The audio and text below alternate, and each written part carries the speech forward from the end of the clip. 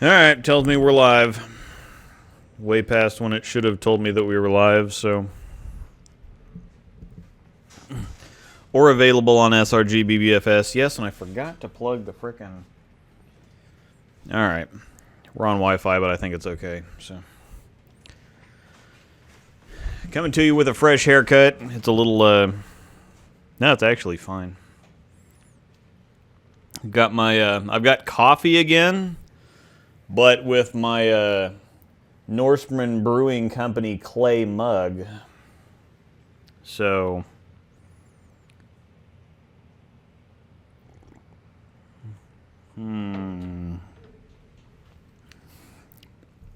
we'll give a chance to let people filter in here, and it has been really funny to watch people complaining about haircuts and stuff on Facebook, and I've been cutting my own hair for 20 years now, so been training my whole life for this. Hey, Cassie. Can't wait to be able to get a haircut. Get a set of wall trimmers, and they come with the guides and everything like that. And then you got to use a mirror and figure out how to use your offhand and make it go the right direction. So it can get a little bit tricky, but we were supposed to be able to get to bowl, but then Kansas kind of stretched out things again to June 1st. We were going to have our big Memorial Day tournament in Kansas City, and then they're still trying to figure out if they can actually get that done, but Memorial Day is before June 1st, obviously, so, and I'm terribly out of shape, so.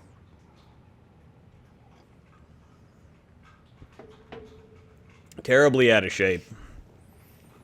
I think just because people are skinny, they're in good shape. Nope. So, oh yeah, James, I'm glad you're here. I forgot to tag you. All right. So yeah, we don't really have an agenda. This is one of those things where it's just kind of if you want to talk about anything, like anything, we can still talk plenty about bowling if you want to talk about bowling, but we've been driving some, Axiom versus physics, talk about it. Okay. We can do that. Let's see. Axiom versus physics. The physics is despite being asymmetric, it's actually a little bit longer through the front part of the lane. It's a little quicker on friction, but I would say... Well, I wouldn't quite say that.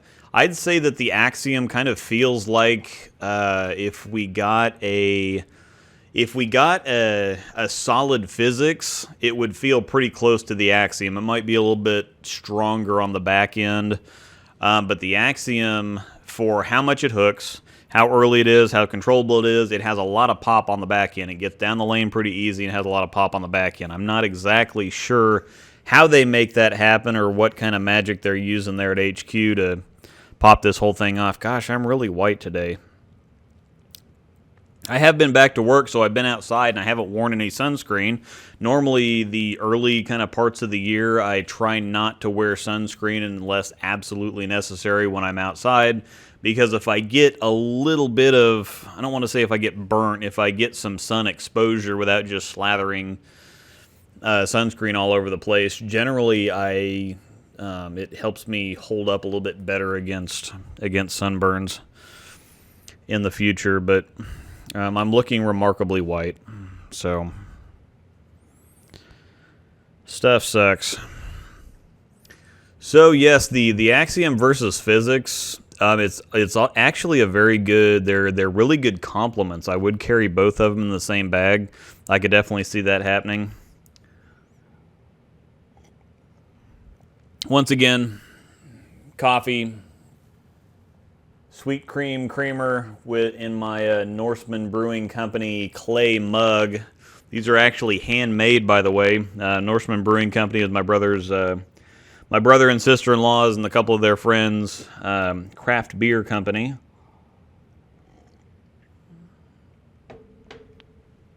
And these mugs are handmade by somebody here in town, so that's very cool. I cut my hair and come out bald. I actually used to shave my head. But with as pale and skinny as I am, people thought I was sick or something. And my wife likes the hair, so I keep the hair. I've got my little douchey faux hawk. I actually thought about having somebody else cut my hair because I don't really like doing it.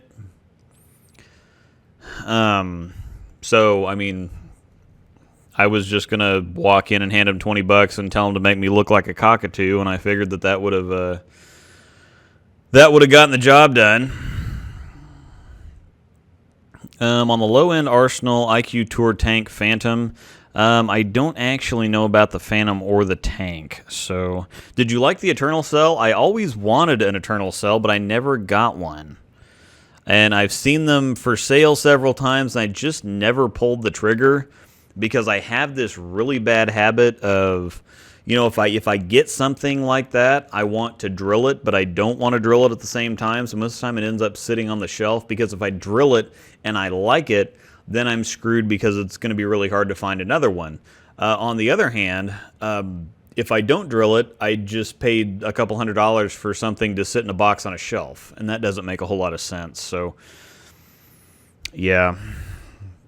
It's got a virtual tour exclusive. Where in my bag would it fit? I have a UFO, Nuclear, Astro, and Phase 2. It'll fit perfectly between the Nuclear and the Astro. It does have R3S Hybrid, which is on the Phase 3. So it's going to be stronger than the Astro. It's not quite as strong as the Nuclear. So as far as a shiny option, it's actually gonna be really close to the Phase 2, believe it or not, with with everything kind of, with the VTE being asymmetric, the Phase 2 being symmetric, but solid, and then having a hybrid cover on the VTE. They're gonna be they're gonna be close-ish. But yeah. Let's see. My Tuesday league canceled the rest of the season, getting the payouts next Friday. We actually had that. The decisions were made pretty early here for all but a couple leagues who wanted to wait it out and see if they finished the season. Everything's been canceled here now. I got a payout for one league, and then our teammates went and got our payout last Monday, and we just never have gotten around to going over and getting it from them. So probably should do that. But do you see the critical code? Yes, I saw the critical code. It looks awesome. My wife has a Code Extreme. I wanted a Code Extreme, but I got a Marvel Max Force. Plus, I've also got a Marvel Max SE. So I've got some pretty close stuff. Let's see. Thoughts on an overseas top gate? I think I saw the top gate, actually. Eileen's Bowling Buddy training tools, good idea or bad? They're actually a pretty good idea, but they're really Rick Benoit's idea. Eileen's Bowling Buddy kind of took all of his stuff. He didn't have any... I don't think he had any copyrights or any whatever you call that on any of his stuff, and so they kind of took his ideas and went their own direction. So technically, Rick Benoit and Bowl U were the ones that came up with the Eileen's Bowling Buddies. And for some reason, the Eileen's Bowling Buddies have been more popular. So, but yes, very good idea. Oh yeah, Arsenal Building. That stream on Arsenal Building was really good. So, thanks for the feedback. Love watching your videos. I should probably try to make some new videos. It's just been nice not having to worry about the whole YouTube thing. And I think at this point, the vacation has been long enough, and I should probably start getting back to a few things. I don't know exactly what I do. I do have the Nationals doubles and singles. I do actually have that footage that I can put something together with. And like I did the Nationals team pattern practice or whatever, I do have some videos, or I do have a bunch of footage for the doubles and singles shot that I could probably put together if I feel like it. Howdy, Bart. What's up? How come the pros only use black grips? I don't think that... I don't know if all of them use black grips. I think some of them use clear grips, but generally they don't like to see the grips rotating down the lane. They like the ball to be as quiet as possible from a look standpoint so that they can read it better. If you have the grips flashing all over the place and a really colorful ball, then it can be kind of distracting and hard to read the actual ball motion. Sometimes on some balls it can help, but generally speaking, I don't think it helps very often. If anything, I will add a different colored slug. I really don't like that on the right side. For some reason, I like a colored slug on my lefty stuff, but not so much on my righty stuff.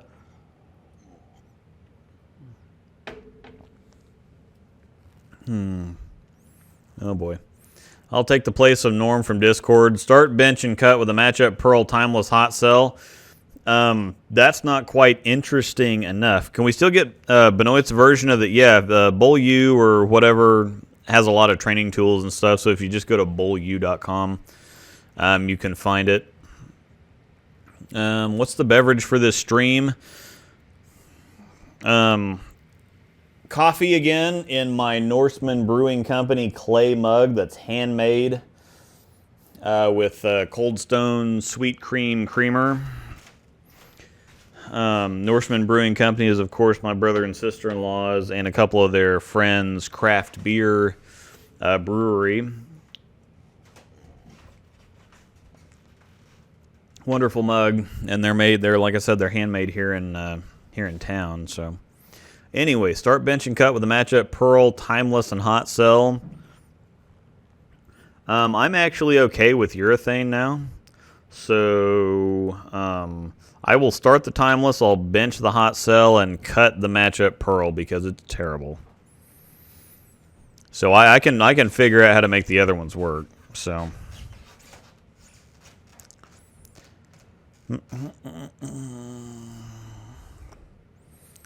as a full roller, I found that many, if not most, cores do not work when turned upside down. Standard full roller leverage layout, pin below left of thumb. How to know if a storm core can work? I don't know. I don't know that... I would think that most of the symmetric ones would work. I don't really see a whole lot of reason to screw with an asymmetric ball with a full roller layout. I really don't know. I haven't really heard about most cores not working out when turned upside down. And actually, you're not really turning them upside down. You're turning the layout upside down, kind of, but the core is still the core is still, you've got the top side on the top. So I'm not entirely sure on that one. Is an Axiom like a nuclear cell? No. Not close.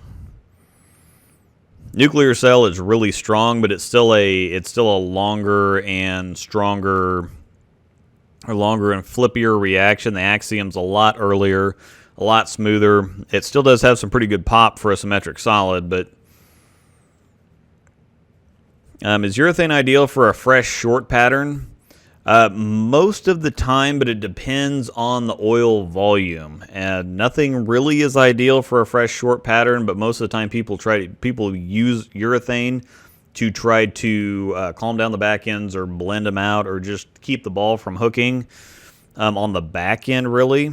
But yeah, it really depends on the oil volume there.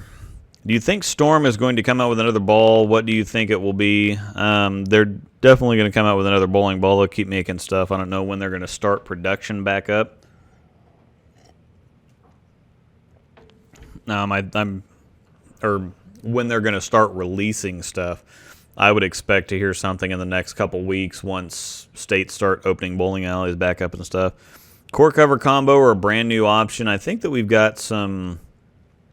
I think we'll have some new covers I think we'll have a new core or two, but I'm not entirely sure what the needs are right now. I've kind of heard some whispers about another Belmo ball coming out. We talked about that live last week or the week before with the promotion, that piston core getting a different cover stock.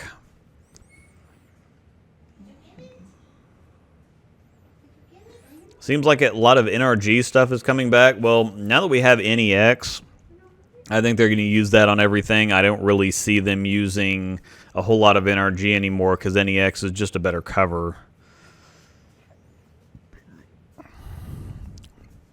Next worldwide release is looking like a hotline replacement for the matchups. I hope so.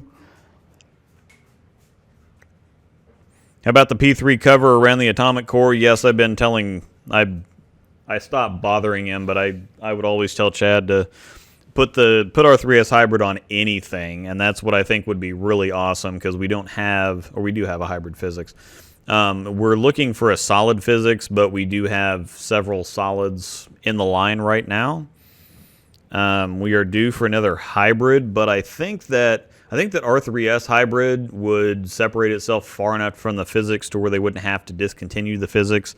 Even if we would have two hybrid covers, the physics is actually sanded, and so if they did a shiny R3S hybrid on the atomic core, you'd still see a pretty big difference between that ball and the physics, despite both being hybrids. So,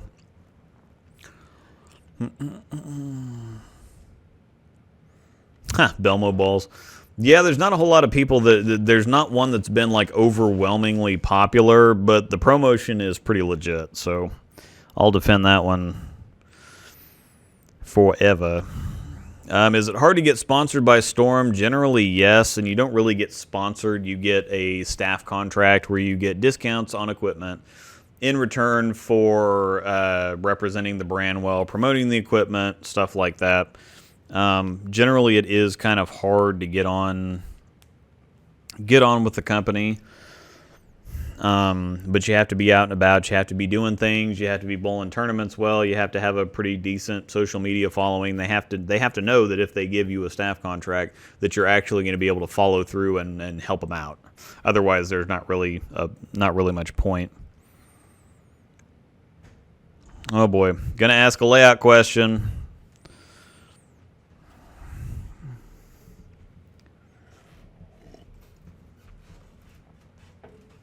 Thank you, Uncle Donald. That's hilarious. I need medium revs and 15.5 to 16.5 speed on 41-foot THS. Where's the rest of the question? All right. What's some advice for taking your game to the next level? I'm coming off my best league season ever, average 223 to 226 across 4 leagues at 3 different houses. Getting to that 230 range is the goal. Okay. That's a pretty interesting question because I went from mid 220s, upper 220s to 230 pretty well overnight, and I think it's a combination of a few things. I think that starting to develop an old guy game where you just hit the pocket. I mean, you just want to hit the pocket relentlessly over and over again. You have to pay a lot of attention.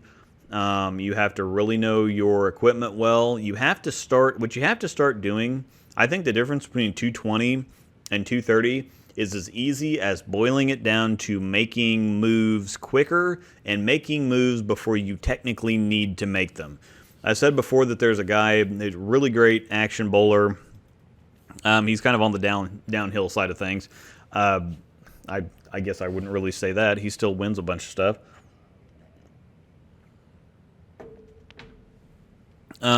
But in one league that I bowl in, he always moves left in the second frame and the second frame and the 7th frame of every single game. So you get through practice, and then in the second frame, he makes a move. 7th frame, he makes a move. He's figured out that this house, no matter really who he's bowling against, if he's got to make moves sooner, cool. But if not, he's figured out that every few frames, he's got to make a move. And so he just makes moves before he actually needs to make them on these certain in these certain frames. And that's one of those things that if you go high and leave a 4-pin, most people will stay home and try to make a better shot. And the better bowlers will go on ahead and they'll just make the move. I mean, and it might even be a pretty big move too. Sometimes the lanes are more ready for you to make a move than you think they are. So that's one of the big things, is making moves fast, committing to the moves, knowing your arsenal inside and out, knowing which ball you're going to go to most of the time. Sometimes it's tricky. Sometimes there's just tricky league nights. But most of the time, if you get really familiar with where you're bowling at and really familiar with the equipment that you take, most of the time you should be able to take a pretty limited arsenal. That's another thing, is if you have too many options, sometimes you can overthink it and just think yourself out of things.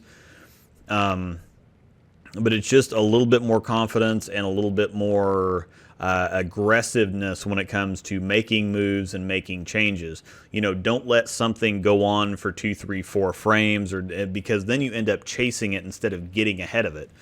Also, a big thing for me too is paying attention to where everybody else is playing on the lane, because if if somebody's playing 2, 3 boards left of you and you go to make a move and you move 2, 3 boards left, and then all of a sudden the ball, you think, well, I moved left and then the ball hooked more. Well, yeah, because you moved right into somebody else's track. So you got to, it's paying attention and being more aggressive, basically. And with the old guy game thing, it just beating the pocket to death and taking your chances. There's so many times where I'll leave a flat 10, flat 10, flat 10, whatever else, but I'm hitting the pocket, I'm leaving easy spares. I don't know how many times I used to leave a couple flat 10s, and I wouldn't move, but I'd try to juice it a little bit more, and I'd end up with a couple splits because I was trying to help the ball hook or help the ball carry, and that doesn't really work out. You know, if you leave a couple flat 10s in a game and a 4-pin or something else and you end up in a 220, I mean, that's really not that bad of a game, especially it's a whole lot better than, 200 or 190. So getting to 230 is really just beating the pocket to death. What's a ball cleaner that makes your storm ball have the scent that it came with? Not the icky Brunswick scent that my cleaner leaves. There's some unscent. Just use the Storm Reacti-Shine, or Reacti-Clean, or Reacti-Foam. I really like the Reacti-Foam.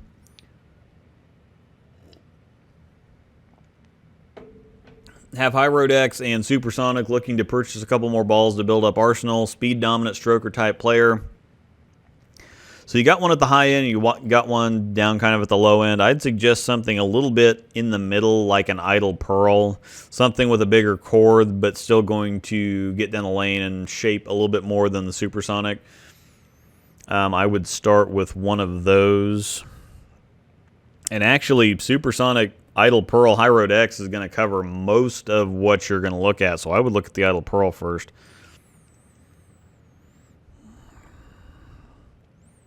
We need a better Tropical Storm. Actually, the Tropical Surges are pretty fantastic. So, yeah, the Tropical Surges that they just came out with are basically like the Ride and the Joyride that we had in the Hotline several years ago that were really good. So, yeah, the Tropical Storms weren't that good at all. The Tropical Surges are pretty legit. Like James said down here, if I looked a couple more lines down, is Global 900 part of the group now? It's made in Storm now. Is it not? This has probably been answered further down there. Not as far as I know yet. Sorry I'm late. Hey, Kratos. Let's see. Oh, wow. I don't really think so. It is being made at the Storm plant in Utah now. All the global stuff. I don't really know what the whole deal is with them. It would make sense, I think, for them to just kind of come under the Storm umbrella and for us to be able to throw them and use them. But they want to keep the company separate. That's where we're still at as far as I know, so I'm just going to leave it there. Any chance USB-C let weight holes be okay again? Rotogrip put the hole in the core, and the radical and core shape plays get the motion with no hole. The rule accomplishes 0, and the USB-C lost the war. Not really. I mean, yeah, Rotogrip has they've got the cavities and the cutouts, really. They're not actual cavities. You can't have a void in the ball. So, but they're trying to get more back end out of, or, help get more shape down lane, which is most of the time what they use the weight hole for, to get the ball to wind up more, to flare more, to back end more, basically. And Radical's playing with core shapes. Part of it is controlling where the hole actually goes, and having that hole in the core of the UFO doesn't do as much as a post-drilling weight hole would do. So I don't think that the rule accomplished zero, and I don't think they lost the war. They're trying to find ways to kind of get around it, but there's still enough limitations on it to where it's not going to be as big of a deal as it used to be.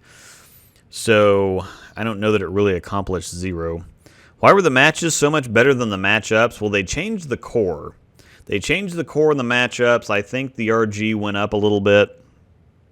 And yes, the matches were a whole lot better than the matchups. The matchup hybrid, I think, and the blue and the red one, I think everybody said that one was pretty good, but the original matches were pretty outstanding. And then they changed the core of the matchups, and I don't think anybody liked them.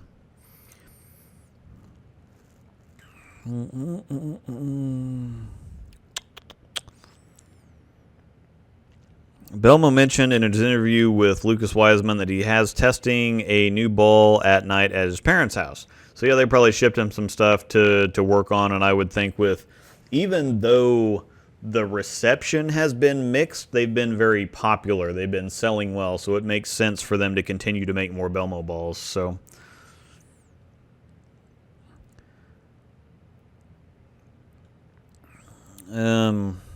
how idiotic and pointless is it to keep on a rule that accomplishes nothing? Well, it accomplishes more than you think it does.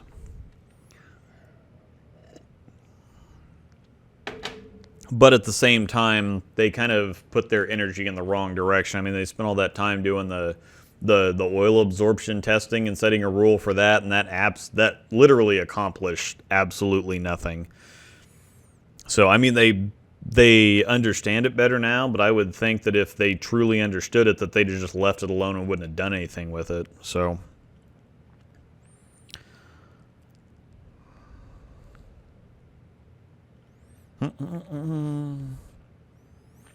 that tends to be the issue. I'll get a touch behind in transition, shoot a 180-ish game, and then get it sorted out and finish strong. Yeah, so that's going back to our how to get from 220 to 230.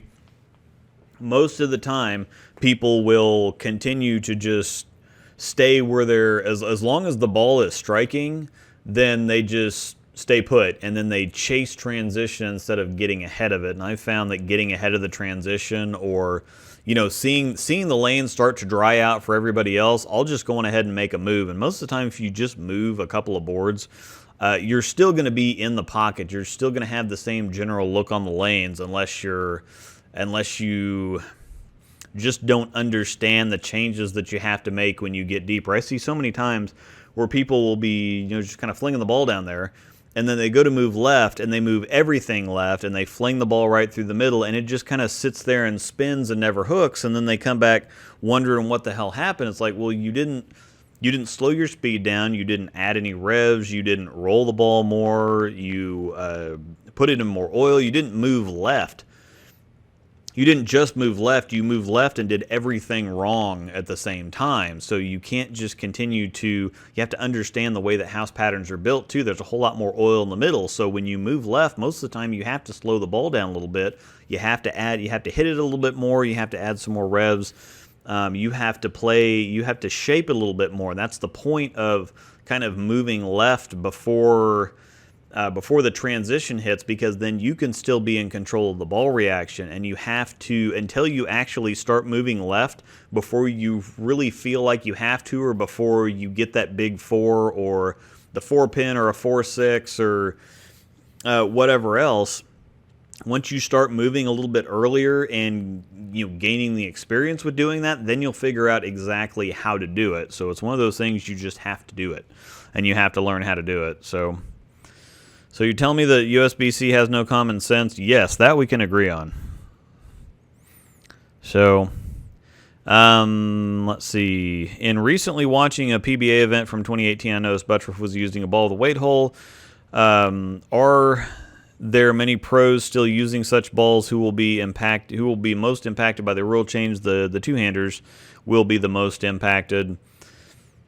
There's a whole lot of oil out on tour, and I've got a friend that just went out, or this was his first season, was going to be his first season, but he bowled several events while they had him, and he said the biggest thing on tour is just nothing hooks. He said there's so much oil out there, it's so much different from everywhere else that you bowl at, that having that weight hole gets the ball to pick up sooner, gets it to read sooner. He said that's the biggest challenge, is trying to get something to read sooner. And so that's been a big help for a lot of them, and with a lot of the two-handers playing the kind of angles they do, they need the ball to hook up earlier. You wouldn't think that that'd be the case. But most of the time with their speed, having something that controls the mid lane better is a big deal. So, will Storm be bringing International Marvel Max Attack to the USA? Nope. If it's international, it's international. And as far as I know, they actually have contracts with. If they design something for the international market, then they have a contract that says that they can't bring that ball to the United States for so many years, or at least that's what I've heard anyway. So, do you use your Axiom a lot? Well, I was going to before we got all shut down. I just had finished up all my Axiom videos actually before the whole shutdown happened, so didn't really get much chance to use it. So, I found a bowling center in Dallas that's open. We've actually got one on the other side of the Kansas-Missouri state line that's open in Belton that we could probably go down to. But it's about an hour-and-a-half drive, and I don't really want to... I still really don't feel like driving 20 minutes across town to bowl at one that we have here that they would let me into if I really wanted to get in there. I don't have any such desires yet, not to just practice or whatever. I'm kind of itching to go bowl a tournament, and actually we were supposed to be, this is the weekend that we were supposed to be in Springfield for Greater Ozarks. So this sucks a little bit, thinking about that, because we would have been in Branson yesterday and eating some pretty good food and seeing some friends and bowling a legit great tournament. If you want to get out and go to a good, it's just a house shot, so it's nothing super daunting. But if you want to just go out and bowl a great double singles team tournament, Greater Ozarks in Springfield, Missouri. Plus, Springfield's a great town. Branson's about 30-45 minutes south, and it is amazing.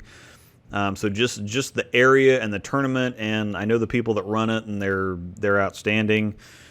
They're on the up and up across the board as far as running a great tournament, and also, maintaining the rules.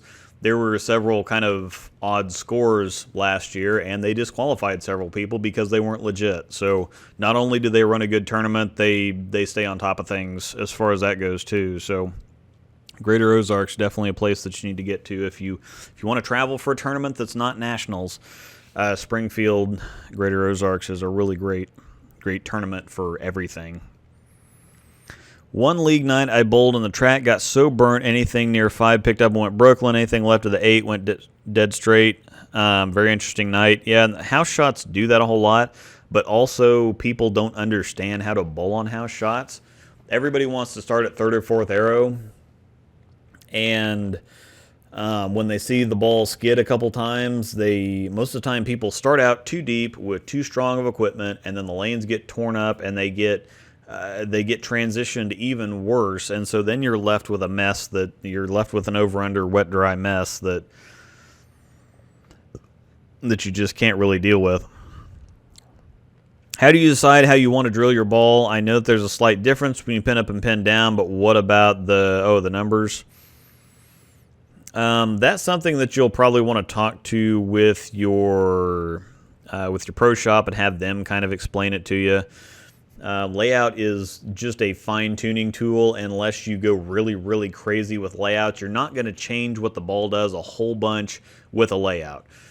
That's why they make so many bowling balls to begin with, and why you use so many different bowling balls. And even the pros will only use 2 to 3 different layouts. They'll use the balls to be their reaction differences, and then kind of use the layouts to tweak what they want to do. So I don't really mess with layouts a whole lot. Oh, hit enter. I'm getting an Axiom. Wonder what layout you'd recommend for medium rev, 15 to 16 mile per hour tweener. I went 5 by, what did I go? 5 by 5 by 3, I think is what I've been doing. Well, actually, no, my Axiom was left-handed, so I think it was still 5 by 5 by 3, actually, but left-handed. I don't think that you need to go, I'm not going to give you any specifics, but I wouldn't say to go super strong on the pin. And most of the time, layouts for the pin position is going to be between 4 and 5.5 the vast majority of the time, unless you want something different or something crazy. I'd stay around the 5-ish pin to pap, so 5 by 5 by 3 might not really be a bad idea. It's kind of a nice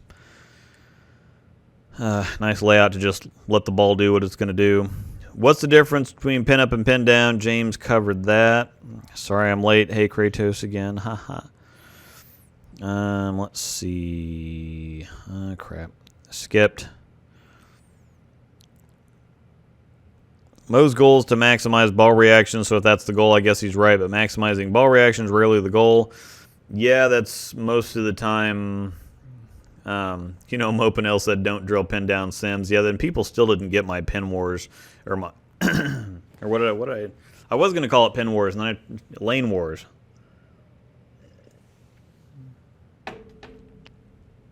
Because pin wars didn't make any sense. Okay. Which single pin leave is the most heartbreaking for you? Mine is easily the 8 pin. I don't know that I really have one. I get frustrated with the 10 pin the most. I can handle leaving an 8 pin because most of the time it was my fault. And everybody says, well, it's the only true tap in bowling. And you can tell when you're at risk of leaving an 8 pin. You can also tell when you're at risk of leaving a 9 pin. When the ball starts up too early and still somehow gets to the pins and then cuts too hard and leaves you a 9 pin, you should be able to tell if you have developed your eye for ball reaction well enough. You should be able to tell when you're in danger of leaving either of those pins. The 10 pin, I just don't like. So, if you have to adjust because your line's burning up, if you move left, should you roll the ball slower? Depends on your typical conditions, but usually as you move left, you do have to slow down. Or, especially on a house shot, ball up. Go to a stronger ball as you move left if you want to still throw. If you don't want to change anything about your physical mechanics, go up to a stronger ball, because as you move left, you're moving into heavier and heavier oil the further left you move. So, just joining stream, have you given up on the IQ Emerald? Yes.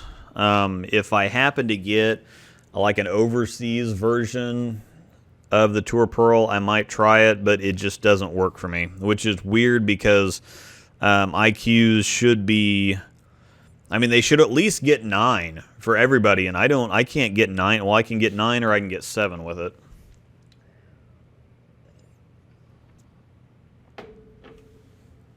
Yep. 17, I average 225. Is that good? That's pretty solid. Yep. I really want to get into bowling very heavy. My goal is to get sponsored by Storm. Basically, just keep at it. You'll definitely want to go to college somewhere. Hopefully you have high school bowling. Get into college somewhere, kind of get your name out there, get some connections. And just try to represent the brand well. That's really what they want. You're kind of an employee without being an employee. It's kind of a lighter contract where they give you some perks in return for for representing them well. So that's kind of the point, is you're you're representative of the company. It's not just, so many people think that, well, I want to get on staff so that I can get cheap stuff, and so that I can get, or everybody thinks it's free, which is not free by a long shot. But they say, well, I want to get on staff because I want free stuff, and because that's going to help me out with tournaments, and because that's going to whatever. And I don't think that people understand. I don't know why Storm would just, or any company for that matter, would just issue contracts to people to help them, to go out of their way to help them with their own personal bowling. I mean, that's they make equipment for people to buy to help them with their personal bowling. So just like everybody else out there, they make products for people to buy, to use, to help them do something.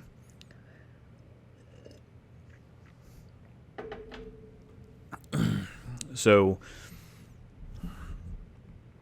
definitely, if you want to get sponsored, you have to see it from their side of the aisle too. It's not one of those things where you say, hey, if I could get sponsored, then I could do this and I could do that. You have to do this and that before you get sponsored. If you think that having the equipment, having extra equipment or cheaper equipment or whatever is going to somehow make you a better bowler, they're probably just, if I was deciding who gets signed and who doesn't, I wouldn't pay too much attention to something like that. But if somebody has already been successful, and especially if you've already been successful with their equipment, and you have a big following, or you bowl a lot of tournaments, and you win tournaments, or whatever else, they're likely to then go on ahead and sign you so that you can represent them. What do the numbers mean when you're deciding how to drill a ball? I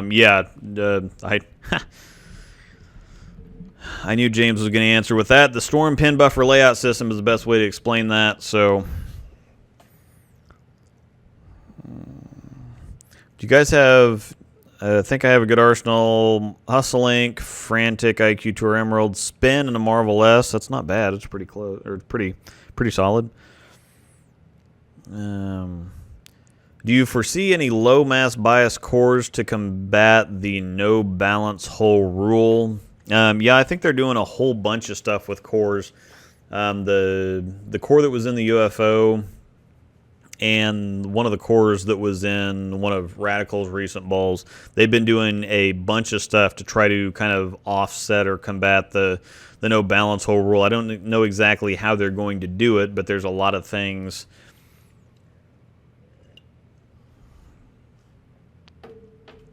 There are a lot of things that they're going to do. They can't go any.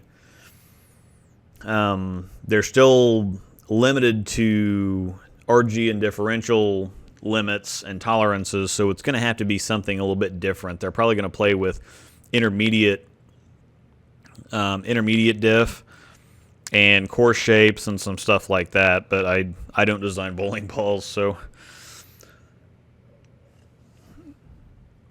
I'm not sure how they're going to do it, but I know that they're playing with stuff. So, have you gone to Larry? Larry, have you gone over to Belton and Bold at Aaron's? I know that they're back open. The Keelers went out there. Brad Miller, Brad and Josh Martin. We're out there with them, so it's a little far for us. But picked up a Wiseman. What type of reaction should I expect? I have no idea. That's a super old ball. Can you ball up moving left? Yes. I don't know when you asked that question in relation to when I said something about balling up while moving left, but on house shots, definitely. What's the key indicator that tells you instead of moving further left, it's time to change balls? That's tricky. Most of the time, I will move left and keep with the same ball reaction as long as I can. Typically, I pay attention to the zones on the lane that particular ball likes to play from. For instance, The phase 3 doesn't really like playing that far left. The further left I get with, or further right, the further left I get with it, it really likes that. The wild streak I can play all over the place with, but I need some revving in the mid lane. You can if you learn how to read ball reaction well, you can generally tell how well your ball is getting through all the different phases of ball reaction. If it looks like it's starting to labor, or if it's going longer than it should, or if it's just getting slow and lazy at the pins. I think it's one of those things where the ball, what was this? I think the ball tells you what the lanes are doing and the pins tell you what the ball is doing. So you can generally read by how, again, if your ball's going too far or if it's hitting weak or something like that, you can tell by those things that it's time to change balls. When it's time to move left versus changing balls, I think is just how early the ball's actually reacting. So the earlier the ball starts to react, I would go on ahead and move left, especially on a house shot. And then back to knowing which zones on the lane stuff likes to play from. For instance, the Omega Crux likes straighter angles better. The Idle Pearl likes straighter angles better. So once I start getting left of third arrow with either of those, that's when I start to pay a whole lot more attention to what the ball's actually doing. Because those are better used to control angles than to open angles up.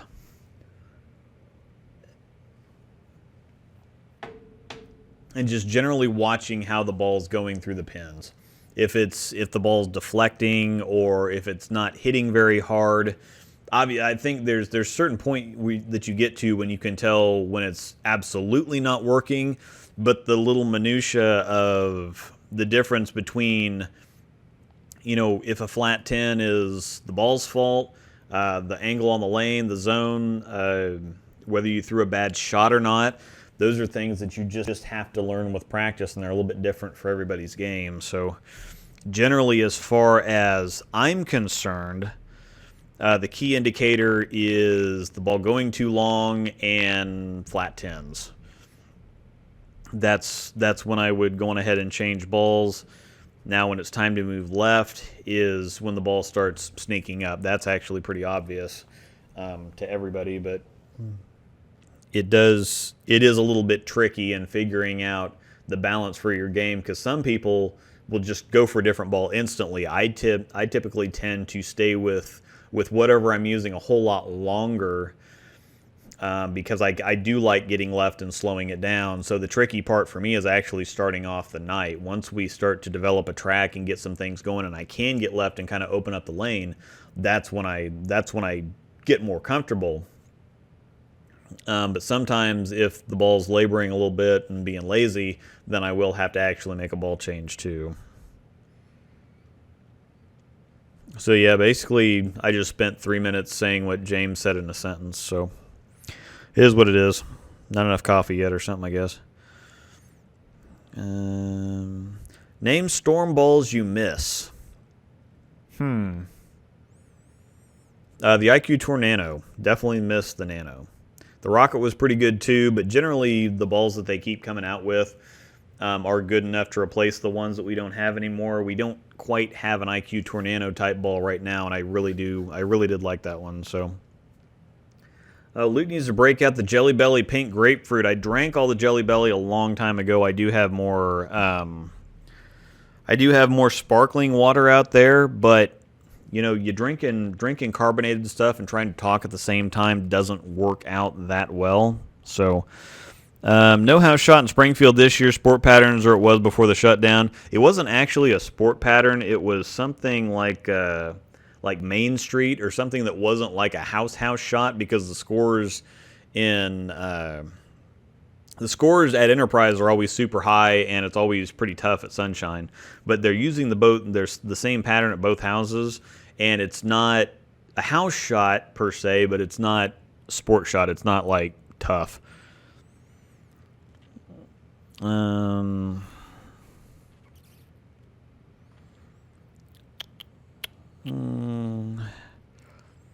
Is it hard to get sponsored by Storm? I already answered that. Let's see. What am I pronouncing something wrong? Let me scroll back up. Oh, Bork. Oh, man, I'm getting behind.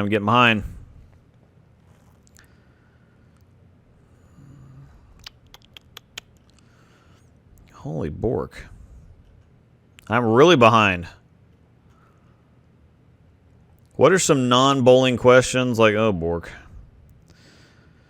Angel, well, yeah, everybody's bowling nerds, and so I thought that we'd still end up talking bowling, even though I said ask me anything. But I didn't really have a theme for this week, and so I just threw it out there. So, yep, Greater Ozarks is a great tournament. Been going since the 1970s. I guess that shows my age. Well, that's pretty awesome. I don't think I've been there 10 times yet. I think this is this was supposed to be our 6th or 7th year.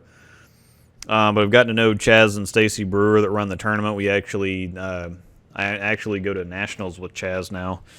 Stacy kind of runs the tournament mostly now. I think Chaz helps, but Stacy's kind of the ramrod when it comes to getting stuff done. They are a couple of great people.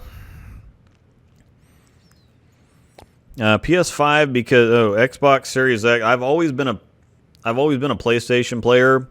Mostly because they had Final Fantasy and God of War. And I know that they started putting some Final Fantasies on the Xbox, but if I had an Xbox, I'd have to still be waiting for the Final Fantasy VII remake. So I'm just a PlayStation guy. So, and it'll probably, I know that the PlayStation 5, my wife just got me a PS4 Pro in November.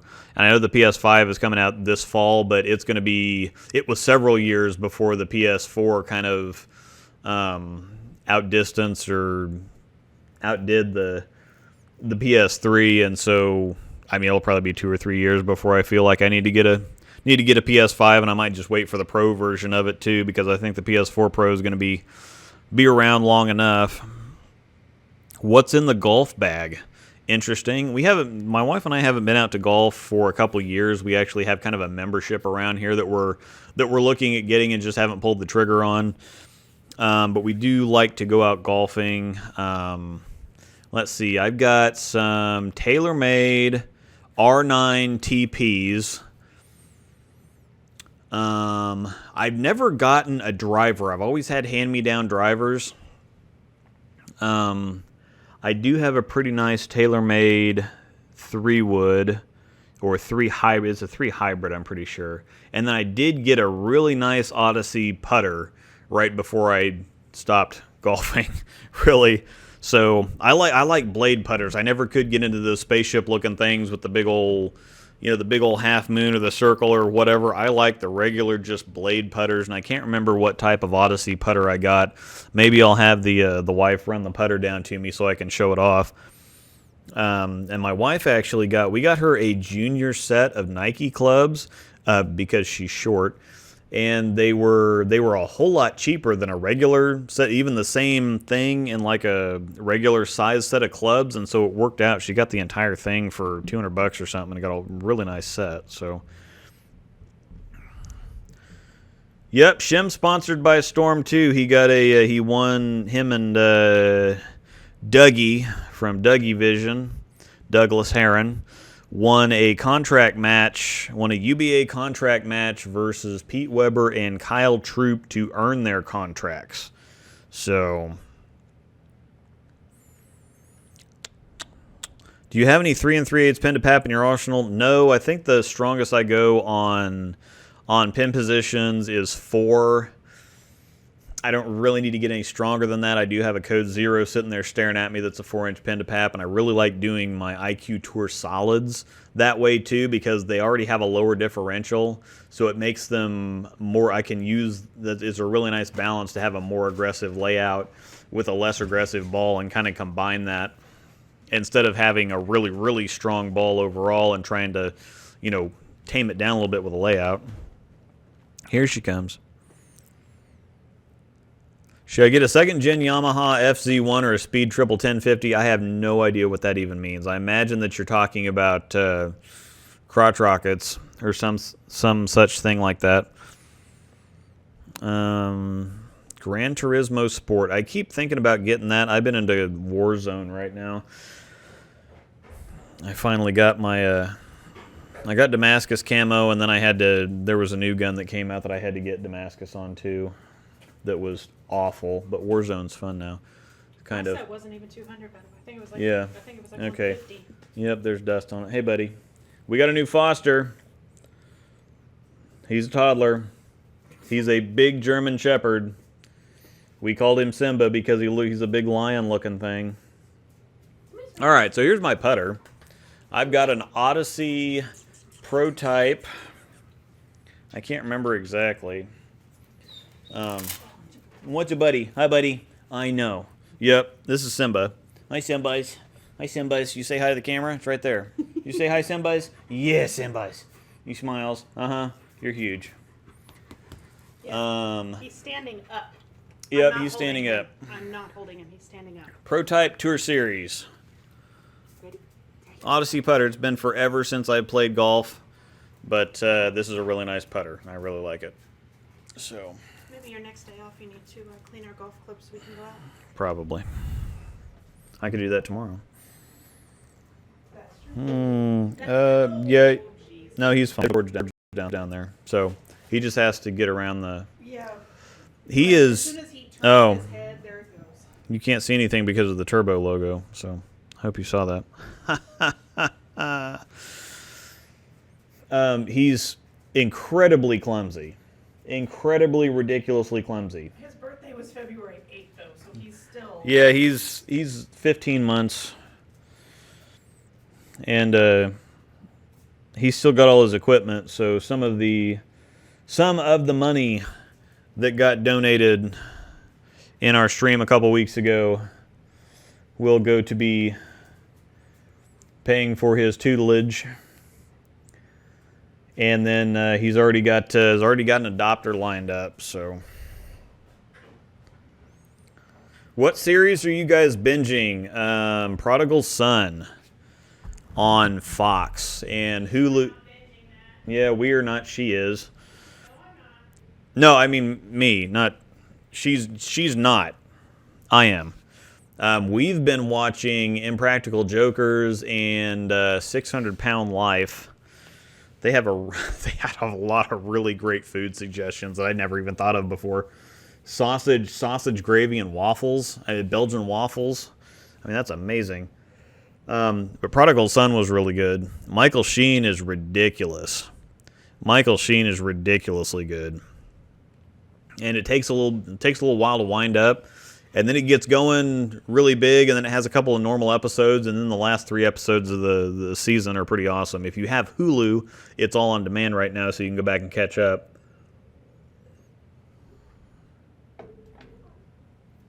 So yes, Prodigal Son's amazing. I must have asked too early, but can you talk about shoes? Is there really an important difference in going with more expensive shoes? What are the differences? The more expensive shoes give you more options, especially if you go to different tournaments, different centers some approaches are slicker, some are tackier, and so it gives you, instead of just buying a pair of shoes that comes with slide soles attached to them that you have to just get used to, you can buy more expensive shoes with the interchangeable soles and use those to customize your sliding. So if you like a longer slide, you can do that. If you like a shorter slide, you can do that. Also, if you happen to wear out the slide pads, instead of having to buy a whole new pair of shoes, you can just replace the slide pads. My pair of the 9s lasted for 4 or 5 years, and they're still in great shape, and I could still be using them, but I wanted the 9 HT Boas. And again, these are 4 or 5 years old. They're kind of dusty now because they're not really that bad. But they've been sitting here, and these are, okay, keeping on the Turbo logo. These are 4 to 5 year old shoes that I've been using. Now these are new pads, obviously on the bottom here, but these are 4 to 5 year old shoes right here, and they're still in fantastic condition. So again, I didn't buy a new pair of shoes because I had to. And you think most of the time people get a season or two out of the cheaper shoes, but you can easily get 5, 6, 7 seasons and have them tailored to the way that you want them and whatever else for, I mean, twice the price. So I think that they're a great investment. So big difference are customization. Of course, the 9HTs have the BOA lacing system on top, where you just click the disc down and turn it to tighten the shoes up, and then you lift the disc to untighten them. And they got a lifetime warranty on the laces too. If they do break, they just send you a replacement kit. So, and those are amazing. You can get shoes on in 10 seconds. Slip them on, pop, turn, you're done. So, wondering what would be the recommendation to go to when the lanes start to dry up. Should I go to a short pin layout, reactive ball, or urethane ball? No, that's completely opposite of the way that you want to go. So when the lanes start to dry up, you want to move left and probably go with more aggressive equipment most of the time on a house shot. Moving is always recommended more than trying to do anything with layouts or ball choices or whatever else. If you can develop the versatility to be able to move on the lane, that's going to help you out so much more than just changing balls.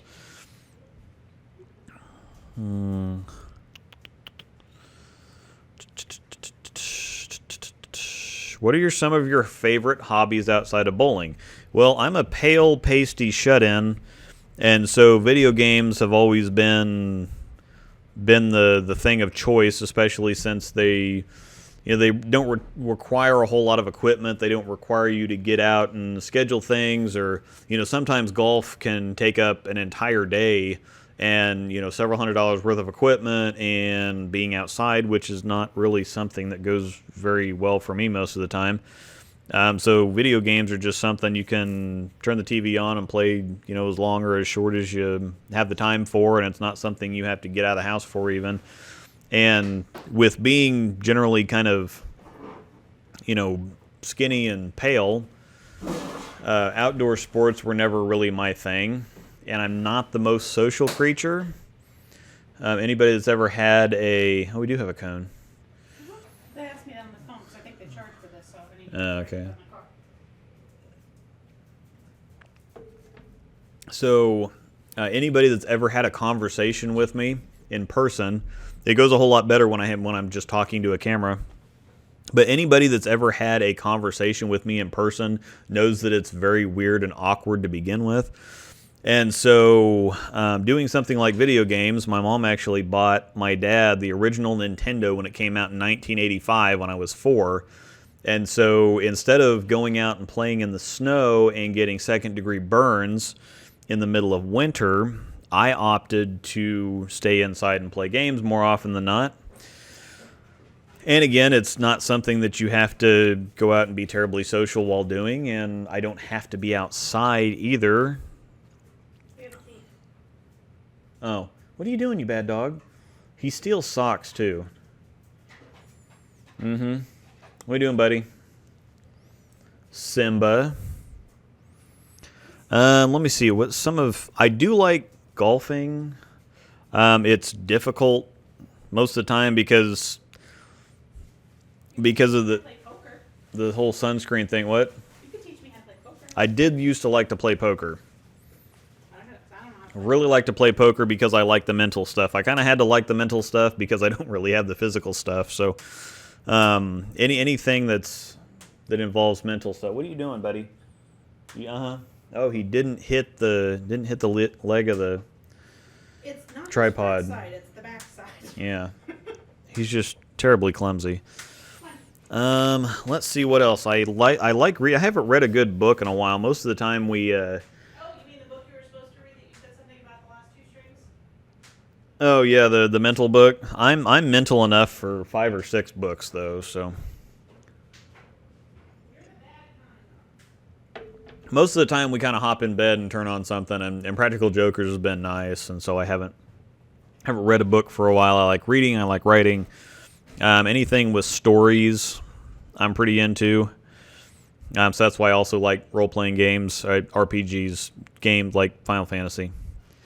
Not like Dungeons and Dragons, because that's social and I'm not social, so. I think that's pretty well it. I'm not a very exciting person. I tend to find something that I like and just stick with that because I know what I'm getting. So I've never watched Star Wars, period. Okay, so the last three I wouldn't blame you for. The Force Awakens is pretty good. If you're going to start with him, you have to start with... actually, you could probably start with Rogue One, honestly.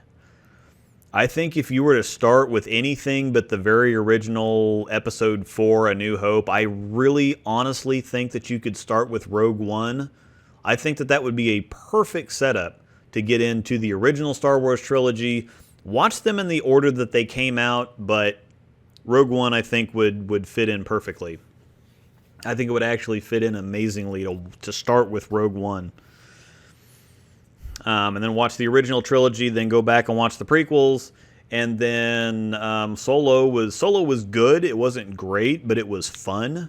And it was pretty well made.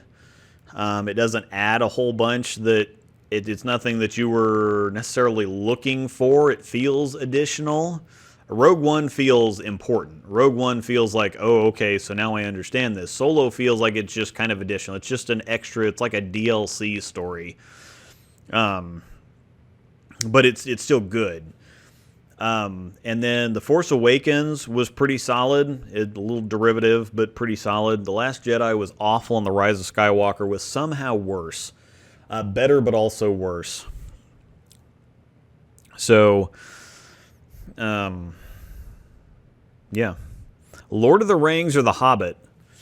I don't know, because The Lord of the Rings was pretty fantastic, and the Hobbit ended up being along the same lines. And so when The Lord of the Rings came out, it was kind of a game changer for the genre. Nobody had really taken it seriously enough, taken like that kind of fantasy stuff seriously enough to do it for real without it being like kind of comical and campy and whatever else.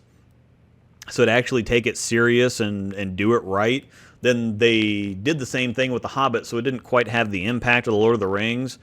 And his name slips me right now, but the guy who played Bilbo was fantastic. Absolutely fantastic. Martin Freeman. Martin Freeman was fantastic.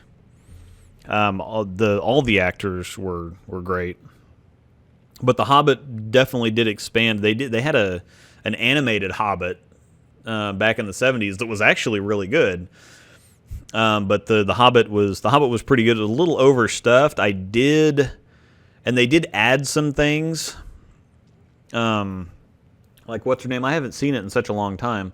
But they did add the female elf that wasn't even in the books anywhere. But she was Evangeline Lilly's character. But she was really good. I mean, they did that really well, and it did add something, and they did take some liberties with the story. But I think it all worked out really well. So probably Lord of the Rings, but The Hobbit's pretty good too. So let's see. I don't like Star Wars. It's boring. If it's boring, you have to find the right stuff. So, never watched Harry Potter either. I've watched most of the Harry Potters, most of the way through.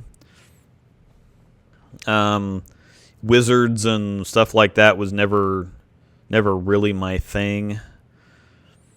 I leave quite a few 10 pins with the IQ Tour and ball up to the Codex, and the Codex doesn't quite help all that much. Which ball or balls would be best to ball up to a little bit more? Well, the Codex and the IQ Tour have the same cover, and so you're going to have a similar problem. The Codex has a little bit more oomph or a little bit more help from the asymmetric core, but you still got a kind of smooth-ish solid cover, so you're going to want to go up to something like a Code Black or something that's nuclear cell, something that's got more punch. Your favorite layout right now is 5 by 3.5 by 2.5 on the ASIMs. It's really aggressive, and it's helped me. I kind of like really rolling and kind of wristing or getting a lot of hand in the ball. And part of that is because I've used too smooth of layouts that necessitate me trying to help it. But I found out that I really like going stronger with the layout so that I can get out of the ball easier. So 5 by 3.5 by 2.5 is kind of my favorite right now.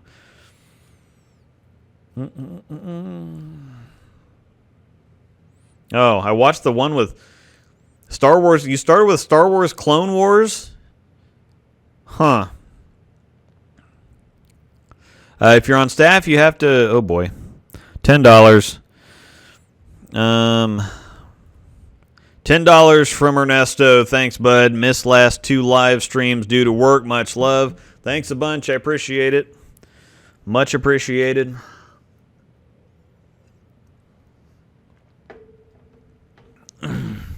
The old YouTube revenues been down quite a bit, but again, I've not been making any videos, so. I haven't really been cost anything, so it's not too bad. But thanks, appreciate it. If you're on staff, you have to promote product. Is that correct? Yes, and you have to represent the company well. It's one of those things where it'd be like working for Pepsi or Coke or anything. Obviously, you want to promote the product, but it gets a little disingenuous when you see staffers just spamming stuff all the time. And most of the time, they brown nose to keep their contract. You can represent. I've always said that you can sell equipment and still at the same time get people what they need and take care of them at the same time. And my thing, kind of my mantra that I go by is I don't sell things, I make people want to buy things. And by that, I mean that if you come to me looking for equipment, obviously I'm going to promote Storm Roto stuff, but I'm going to find the ball that you want. It's going to be good for you. It's going to work out. You're going to like it, and then you're going to want more. So I'm not a used car salesman to try to talk you into something. Most of the time I'll talk you out of something if you're kind of going the wrong direction. But the bottom line is knowing the products in and out so that when people do come to you and want information or want to buy something, you can help them out. It's not necessarily trying to push the product on everybody, like I said, like a used car salesman. And everybody knows when they're being sold something and all they wanted was they want a product and they want information, but you've got the sales guy that's trying to either get his commission or that's trying to make himself look good or whatever else. And so he tries to talk you into buying something, whether or not you actually want to buy something or whether or not that's what you actually wanted to buy.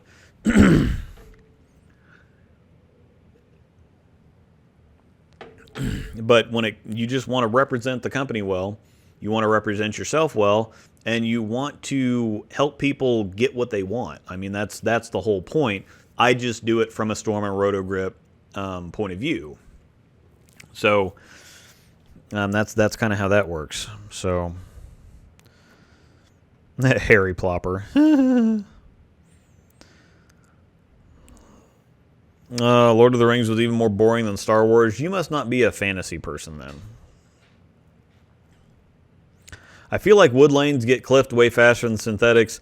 Yeah, I think that they do because wood lanes are softer to begin with. So when you have friction, you really know about it. And when there is an absence of friction or when the oil starts getting pushed down the lane, it's a whole lot more noticeable because there was just more hook on wood lanes to begin with. So, oh yeah, we like watching Big Bang Theory too. I've been considering Omega Crux and physics. They're fairly similar. The physics is just a more aggressive overall across the board. The Omega Crux is kind of a smoother version of the physics.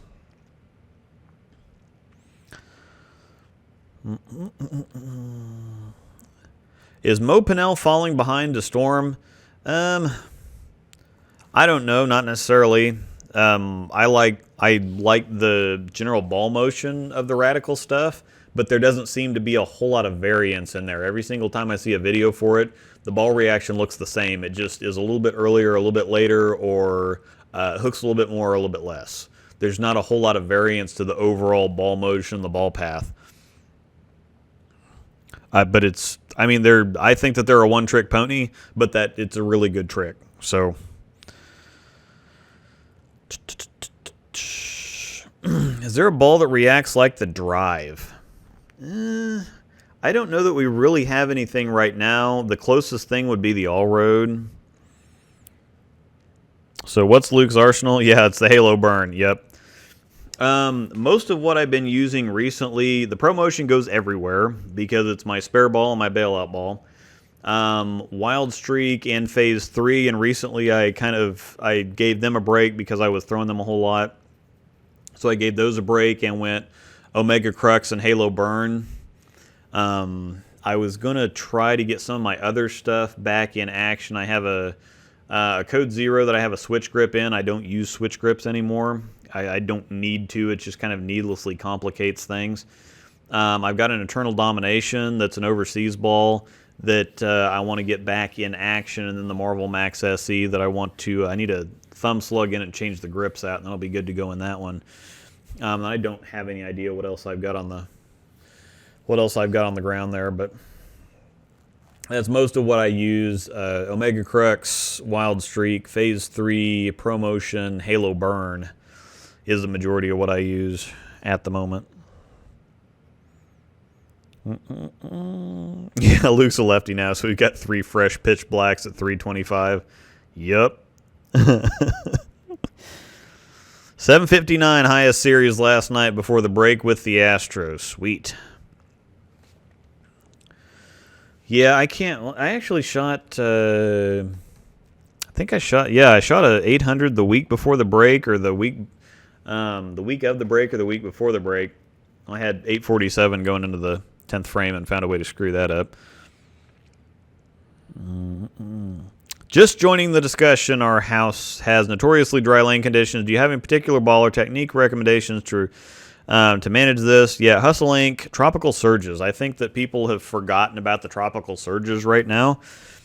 They're kind of like the Ride or the Joyride that we had in the hotline several years ago. So Tropical Surges, I think, are really something that we need to take a look at. So, Bowler's Rant. Hola, everyone. Happy Saturday Eve. Yep. What's up?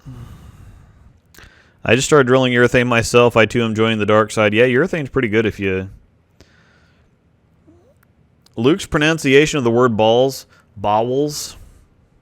Interesting. Balls.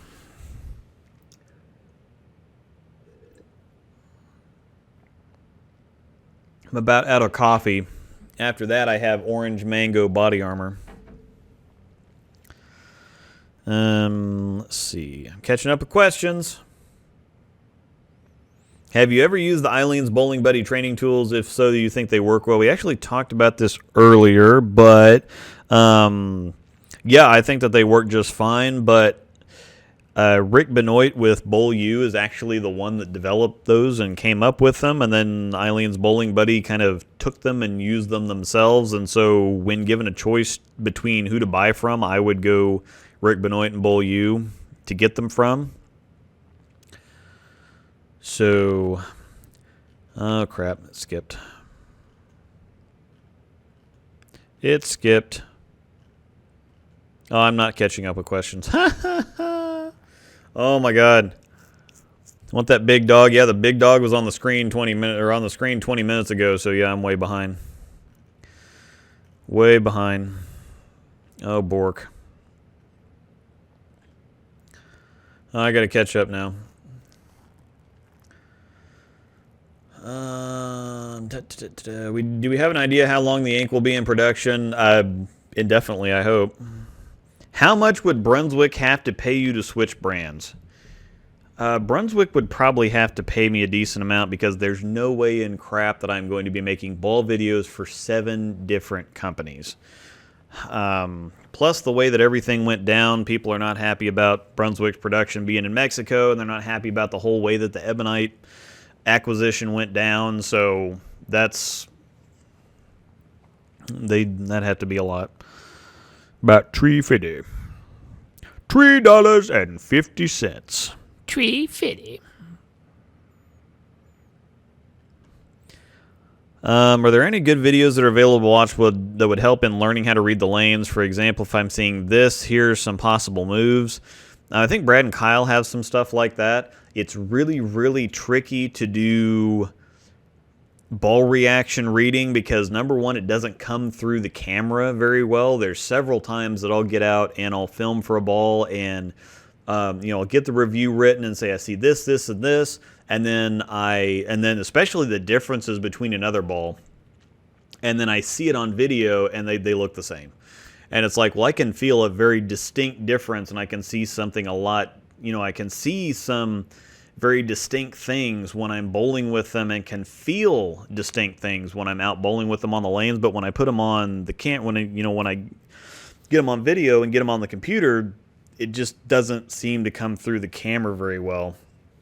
And so that's something I am conscious of, and something that I feel kind of bad about sometimes when I'm describing ball reaction, and then I put the next ball in there, it doesn't look a whole lot different from the other ball, and I'm saying, oh yeah, well this one's a whole lot different, or it does this different, or it's whatever else, and it doesn't look that much different on video. It's different in person, it's different from throwing the balls, but it's kind of hard to get through the video sometimes. So learning how to read ball reaction is most of the time, unfortunately, a trial and error thing with you and your own personal practice sessions. So it's really, there's some generalizations, but it's really hard to get something to show through on video very well. I wish that my bowling alley would put down blue oil just to see what it'd be like at the end of the week before they re-oil it. Most of the time, the places should oil at least once a day, or once a day, or at least once every other day, depending on how busy they are. But blue oil stains everything. People would be pissed. I mean, they're already pissed enough with getting little nicks or scratches on their bowling balls that they repeatedly throw at hard, heavy objects, and don't seem to think that bowling balls are ever going to get any scratches or any kind of damage on them. Having their beautiful balls stained with lane oil, and then staining their shirts on top of that, they wouldn't be very happy about that. So I can't see bowling alleys ever using blue oil. The first 300 was with a riot zone. Wish I'd kept that one. I didn't have a riot zone, but I had quite a few other zones. A Red Alert Special Edition was one of the fun ones. Hello, Deathman. I'm sure you said that like 30 minutes ago now, because I'm really behind on questions, but sorry I came in late. Well, I can't keep up with the questions. So, God of War, yeah, buddy. So, yeah, it's been about a half an hour since I've talked about God of War, yeah. So, hopefully I think James is keeping up with the questions, because I'm not. So, thoughts on Totally Defiant? Found one recently for a good price, and I'm thinking about getting it. I didn't have one, but I think people generally liked it. Is PS4 going to get a new GTA game? I think they were talking about GTA 6 coming out. I'm not sure if it's on the PS4 or not. I imagine it probably will be, but I'm not sure. Who's the GOAT of the PBA, past or present? I think that as it stands right now, you'd probably have to say Walter or Earl Anthony or something like that, but it's not going to be too much longer before Belmo kind of takes that over. He just needs some more years, because he's got 13 majors, and I think he's up to 25 titles total or something like that. And so he's going to get to 40 or 50 titles, and then he's going to keep winning stuff on the PBA 50 tour if he decides to do that. I'm not exactly sure what's going to happen for Belmo after the PBA tour, because there's not near as much money in the PBA 50, and with him living in Australia, I'm not sure how life after the PBA is going to work for Belmo. But yep, Odyssey Putter Gang. Yep. Oh man, that was half an hour ago. First 300 was on a Halo Vision, so that's pretty recent then. Sweet. It's not on this channel, but go watch Tamer Bowling's Arsenal Building series from earlier this year. Very helpful info. Yeah, and James, you can share that in the chat if you want to.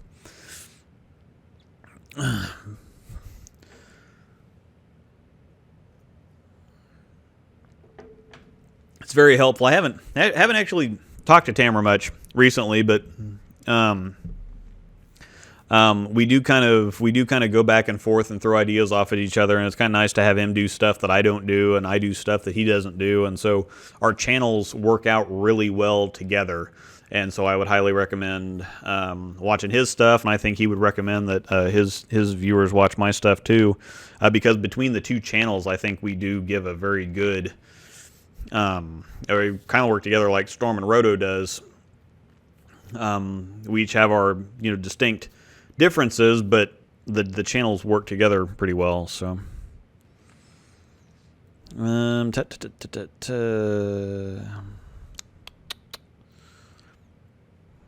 somebody has to have an opinion about my motorcycle. Oh, so it was motorcycles. I got that right. Sweet. Yeah. Get Gran Turismo Sport so I can annihilate you every time we play. I don't think so. I mean, I don't have a steering wheel, but I could get Gran Turismo Sport. I was a beast on the original Gran Turismo on PS1. I remember when I unlocked the Dodge Viper concept car, and then I made a whole bunch of changes, and I kind of broke the game a little bit.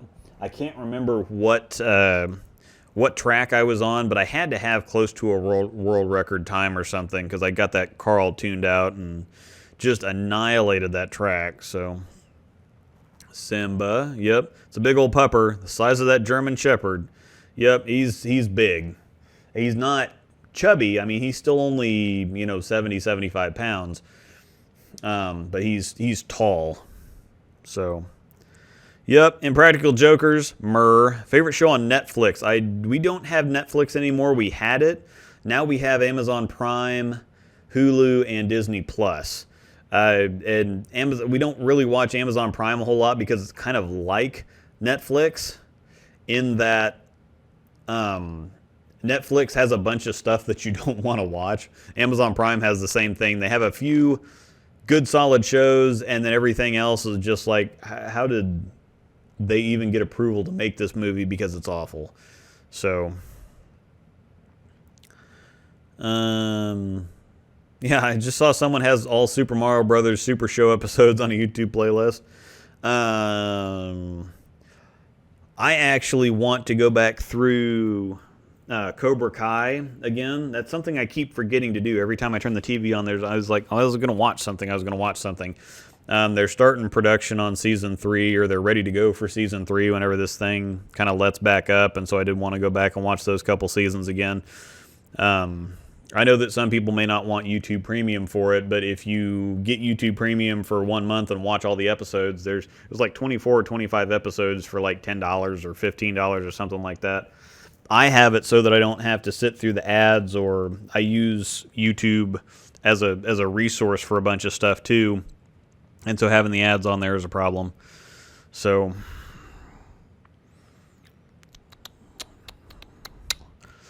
I'm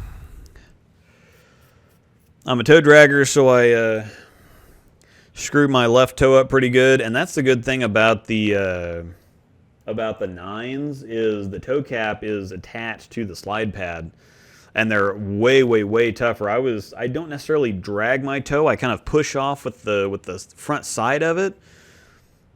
And so I remember when I did have the 6s and the 8s, I did kind of wear down that toe. And so I got one of those Dexter Power Steps that was like $50. But with these, I had this pair, and I had this pair, and this is the original slide pad that came on it. But I don't know if you can see that on the toe there. I mean, that's all the wear that I had from filming and whatever else, and then for 4 or 5 years. And so, like I said, with it being on the toe cap there, you can just change the pad instead of having to change the shoe or whatever else. But yeah, and like I said, I wore down the other toes on the 6s and the 8s pretty good. But these toe caps are also a lot tougher too. So I just don't really think you can beat the 9s, especially the HT Boas. I build World War II warships in my spare time. Interesting. Is that on Minecraft?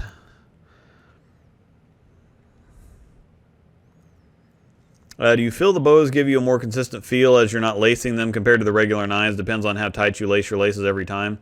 The boas, actually, you can control. That was the one thing I was worried about because I have long, narrow feet, and so not being able to get the laces tight enough down by the toe was something I was concerned about. But you can actually control where the laces tighten up by squeezing at different places on the lace row. with your fingers. So all I have to do is kind of hold the bottom, hold down by the toe together, and then just twist, and it tightens that area up pretty nice. So, you were homeschooled too? Yes, of course I was. Yeah, well, maybe not of course. Yes, I was homeschooled.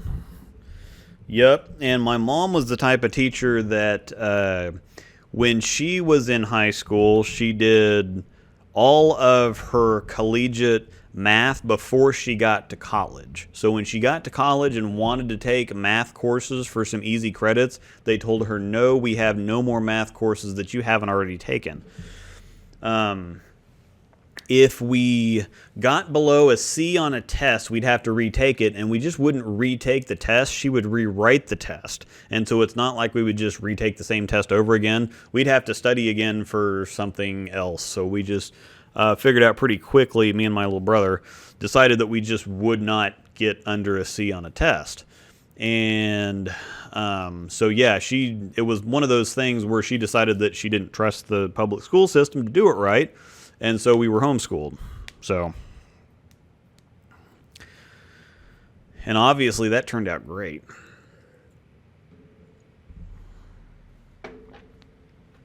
I turned out pretty socially awkward, but I was going to be socially awkward without homeschooling. We had plenty of activities. We had a basketball team. We had a baseball team. We had something called Friday classes where we would, the whole homeschooled organization, whoever wanted to get together, we would actually have like a regular school day. And so we would meet at a church somewhere, and a couple of the moms would have a subject that they'd teach just to get us kind of socialized. And so we would see other kids, maybe not as much as you would see in a public school system, but it was monitored a little bit more. We didn't have the hazing or the bullying or the whatever else. So that's nothing that I ever had to deal with. I still got, my fair share of being made fun of, but nothing near like what goes on in a public school system. And it wasn't, it was more like teasing or whatever else than actual, like anything super negative. And even when I was in grade school, I went to a private school for the first couple years, first and second grade, and I was still plenty awkward enough then. So I was just going to be awkward and weird no matter what. So, yep. Better not steal those Belmo socks. He can have the Belmo socks. I've got big 4 socks, and the Belmo socks attract hair. So, homeschool squad, all right. Yes, I play golf. I think my best outing is a 77 on a par 72. Most of the time, I'm in the mid 80s to low 90s, so I play about bogey golf, which I'm actually pretty happy with. I would like... I got another donation there that I missed. Alan Ring, bang, bang. No bang, bang. That commercial is very irritating, by the way. There's some iPhone commercial where it's something like, I got your bang, bang, and it's just loud and annoying. So, I don't know if the beast eats darts or not, but wherever the wife's at, antisocial squad, where are you at? Yep, that's me. When do we think the next Storm Roto Grip releases will be, excluding HP1 hotlines? Probably, I'd imagine we'd have an announcement in 2 to 4 weeks, probably. Now with some states kind of slowing down, kind of rolling things back out. We had some new stuff to begin with, like Nuclear Cell, Axiom, stuff like that people didn't really get a chance to buy before the shutdown to begin with. So people do have a pretty big list of stuff that they want to get already when they get back to bowling to begin with. So I don't think it'd make too much sense to really start pushing new stuff too soon. Oh boy, there's another one. Leave Luke alone. Well, that's interesting. We have dueling So one person paid $9.99 for me to get shot with a Nerf gun, and Kratos sent $10 to leave Brittany alone. So maybe she could shoot me more nicely or something. How do you shoot someone nicely? I don't know. Oh, yeah. Throw it at me. Yeah. Hi, buddy. You're a problem. No. No. Your head doesn't fit there. Your head doesn't fit there. Bang. I don't know. Yeah, I don't know how this is supposed to work. This is interesting. I never had dueling donations. Maybe something else. Bang bang. You get the bazooka. I'm not entirely sure if the hey, come here. Here, buddy. Come here. Come here. Can you come up? Nope. I don't think so. You're clumsy. Yep. Very clumsy. Hi, buddy. I know the camera can't quite see you, but you're here. Hi, buddy. Oh, the wife's going to come sit. I'll do that instead. Okay. What's in here? My shoes. What shoes? My white ones, my nice white ones. Oh, actually, open those up. I can show those off. Found a. Just show your shoes off. Sure. It's an Ask Me Anything. And I'm way behind on questions anyway. I found a really awesome pair of Under Armour hovers that I got. This is into white. Yeah, white, pink, and black. Your turbo logo's gonna be. Oh yeah, okay. So yeah, my Under Armour hovers, and they're all white, and I worn them like twice because they're all white, and I don't want them to get dirty. So. You only wanted it because of my black one, really. Yeah, well, I like the stylish shoe. I had that down here because I didn't have my Dexter shoe box. I thought my HT9 boas. I thought, well, I can throw the box out. I keep boxes most of the time. Yes. I'm a box keeper, and I thought, you know what? You're just a plain hoarder. I'm not a hoarder. Really? I'm like, I can throw this box out. I don't need the box for anything. And then all of a sudden, when I started having James up on the TV, Shimwrecker, for those of you who don't know, when I started having him up on the TV, I needed somewhere to set we have a little portable speaker, and the desk is down low enough that where the mic has to be for me to be close to it and for the speaker to be close to it, I needed the speaker up on the desk a little bit higher. And what would be perfect for that speaker? A shoebox. And so I had to bring one of my shoeboxes down. So that's a long answer for something. Oh no, I'm good. Oh, she's going to sit here, so you're going to kind of see her a little bit, but not really. I'm hoping I get a phone call any minute. Yeah, we're waiting. We had a minor little dog attack. This happens sometimes when we get foster dogs and have too many in the house. Our husky gets perturbed, and she takes it out on Aspen, which we found out what Aspen is, by the way. We found out that Aspen is a German Shepherd Husky cattle dog mix. So Aspen is actually at the vet right now because we had a little incident earlier. Una got mad at her, and so she got a little puncture wound. And so she's at the vet getting taken care of now, and the wife's just waiting on the word to go pick her up. So, what's a solid ASIM storm? A rotoball that's low to medium flare. IQ Tour solid. That's a pretty easy one. Star Wars Episode 7 is not good. It's just a wannabe Episode 4 and millions of plot holes. That's really not how you write a movie. Episode 7 still is way better than The Last Jedi and Rise of Skywalker. You want to talk about bad movies and plot holes and plot devices?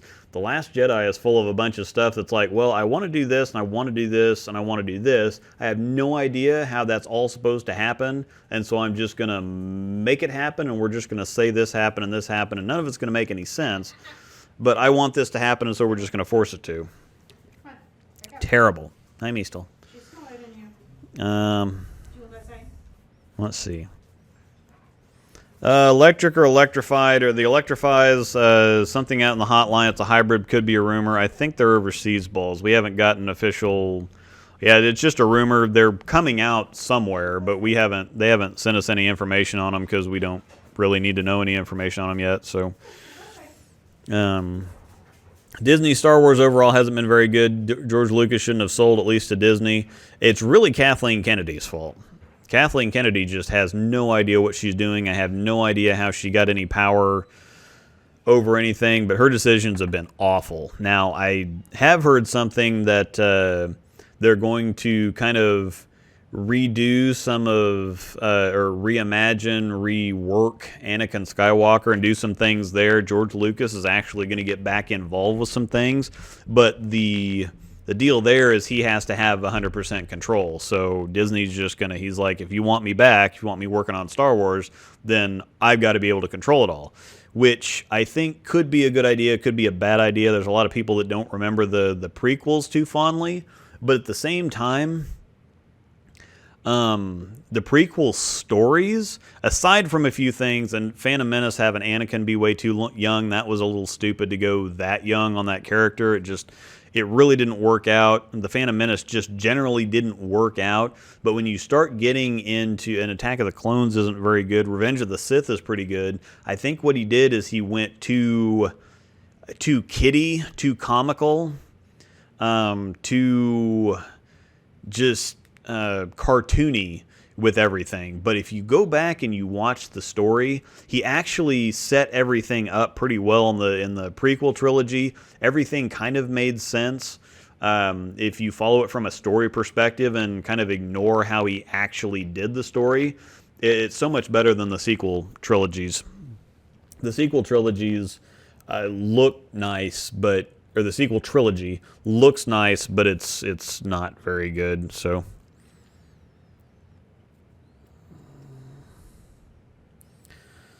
Yeah, Attack of the Clones was not good. I'm finally getting to this half an hour later. Did you play Dungeons and Dragons? No, because that would have required socialization.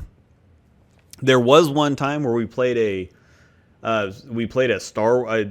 with some homeschooling friends. Believe that or not, we played something like that, but it was Star Wars themed, and I was joking around a little bit too much, so the dungeon master, I guess you'd say, froze my character, and then I started saying oil can, and that was kind of funny, but that's why I don't play.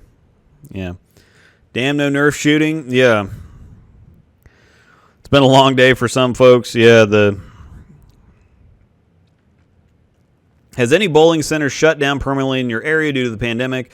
One center by me has already closed its doors. No, fortunately enough, the ones in my area are in pretty good shape. Obviously, they could be in a whole lot better shape, and they're not. This is not a good thing for any of them, but they're surviving so far. What if I donated to Vanity Hug instead of a Nerf dart to the face? Well, that'd be interesting. I could go for a hug. Have you seen Kevin Smith take on Lord of the Rings versus Star Wars? No, but I bet that'd be hilarious. Because I did see Clerks 2, and when they had there's only one return, and it's of the Jedi. That scene was pretty good. Black Mirror or Twilight Zone? I have no idea. I've never watched either of them. Is this a real AMA? Yes, it could be. Yeah, it's a real AMA. So if you want to ask me anything, ask me anything. It's a bowling channel, so most people are asking me bowling questions. So yes, this is a real AMA. Doesn't have to be bowling related. You can ask me anything. Will Utah be expanding since 900 Global moving in? Yes, I think so. How do you feel about the new Link Kersey about bowling? I think yeah, not sure. Oh boy. Personal preference, full coverage briefs or thongs on women? Don't look at me. Yeah. I don't know. They have to... It really depends. Really depends on the woman. Some need full coverage, and I don't know. You're kind of, don't you do the boy short thing one more? Oh, yeah, actually, yeah. I'm a boy shorts guy. So yeah, I'm not going with either. Oh, Bork. That's to say, because that's usually... At some point, here's another $10 donation. Some point, give Luke a hug, please. Just doesn't have to be on camera, just as long as he gets some love. Meastal, now I get hugs from the puppy dog. You do hugs, Meastles? You does. I know you do hugs. Yes. What I'll get down on my knees, and the little short one that we can probably get on camera again. We want to. No, she's not going to do it right now. He's one. Hi. Come here. Simba. There you go, stop. Meastles. Yeah, Simba's kind of chasing her around. But the Meastles, the little one, I'll get down on my knees and I'll say hugs, and she comes up and she puts her paws on my shoulders. So that's pretty funny. I'll have to get that on camera sometime. Thanks again, Kratos. I appreciate it. From one homeschooled guy to another. Let's see. Oh, man, I see a bunch of deleted messages. Interesting.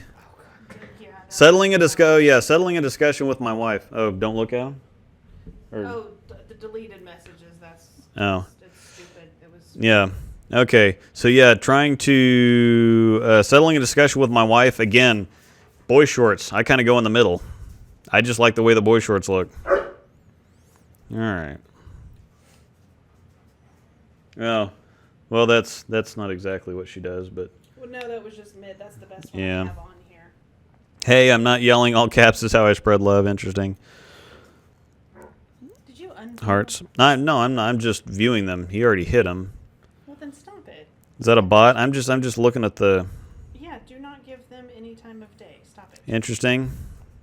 Scroll to legit. Child? I just want to see what the... No, stop. Yep. James got everything.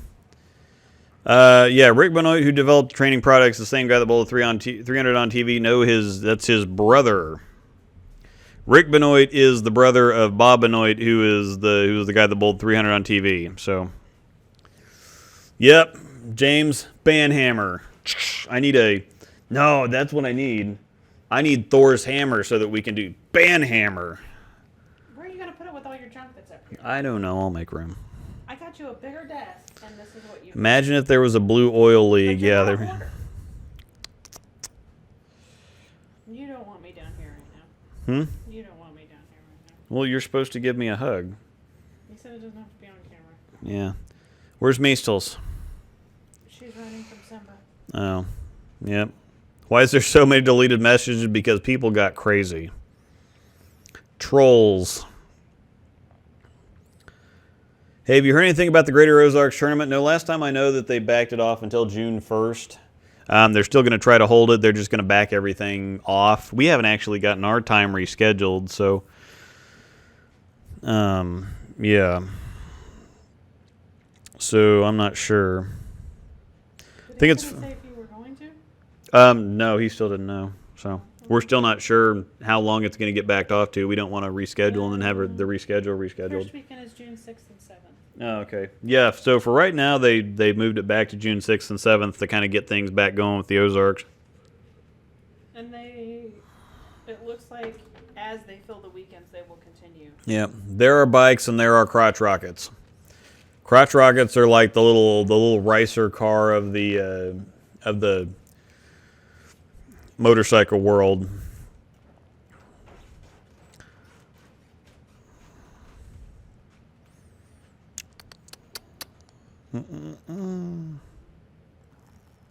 Heard rumors of possibly skipping a lane, social distancing. Yes, possibly. USBC made it an option. So, plastic model warships. Okay, my dad actually likes doing plastic models, and that was like a half hour ago. I swear I'm trying to catch up. Have you watched The Last Dance, Michael Jordan doc? And so if so, what are your thoughts? I haven't watched it. We've been too busy watching other stuff. I do want to watch it, but I've always thought that Michael Jordan was the GOAT. And there's some of those. He's one of those people that always, people look up to because he wins, but he was pretty ruthless with it. I mean, there was one of the quotes that said he just decided that he was going to win and he was going to be a winner no matter what it cost or, what it took. And, it meant him being, not the greatest person to be around sometimes. But he was just going to be ruthless and go out and get his, and that's what he did. So, have you tried any of the CTD bowling products? What was your thoughts? I heard the True Cut pads are really good. Oh, boy. Norm question above. Thanks, James.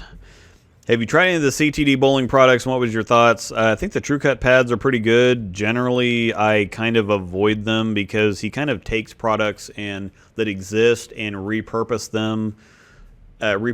them and charges extra money for them. So it's like, some companies sell microfiber towels for $10 a piece, and you can get a dozen of them at Walmart for $5. Go Meastal. I know. You're getting too fresh, Simba. Go Meastal. Meastal? You did good. You told him. You want to come, Meastals? You want to come and get up in the chair? Or you can come up here. Hi, baby. I know. You just go Meastals. I know it's okay. It's okay. Whoop. I know. Let's see. I got to remember where I'm at. Okay. You walk into Westridge Lanes and see Darth Vader holding an idle red that can also turn into a lightsaber. What Storm Rotor Grip ball do you choose to battle Vader with on the lanes and in a saber match? Stop. Axiom, because it's blue. I'm Luke Skywalker, so I can have a blue lightsaber. It's got to be the Axiom. Huh? Why not hybrid? Because the Axiom is more like lightsaber blue. The High Road's not lightsaber blue. Hi, Meastal. Did you go Meastal? Yes, Meastal. I know. Idle Pearl. Mm-hmm. Yeah, the Idle Pearl would be a good one, too. Snare But, ball. yeah. Is Luke into cars at all? Yes, kind of, but no, not at all. No, because you suck it. I like driving fancy cars, but I You have... don't know what a fancy car I is. don't know anything about cars. No, you don't. Nothing about cars. I know more about cars. All right. Boa lacing is a pain in the ass for snowboarding boots. That might be interesting.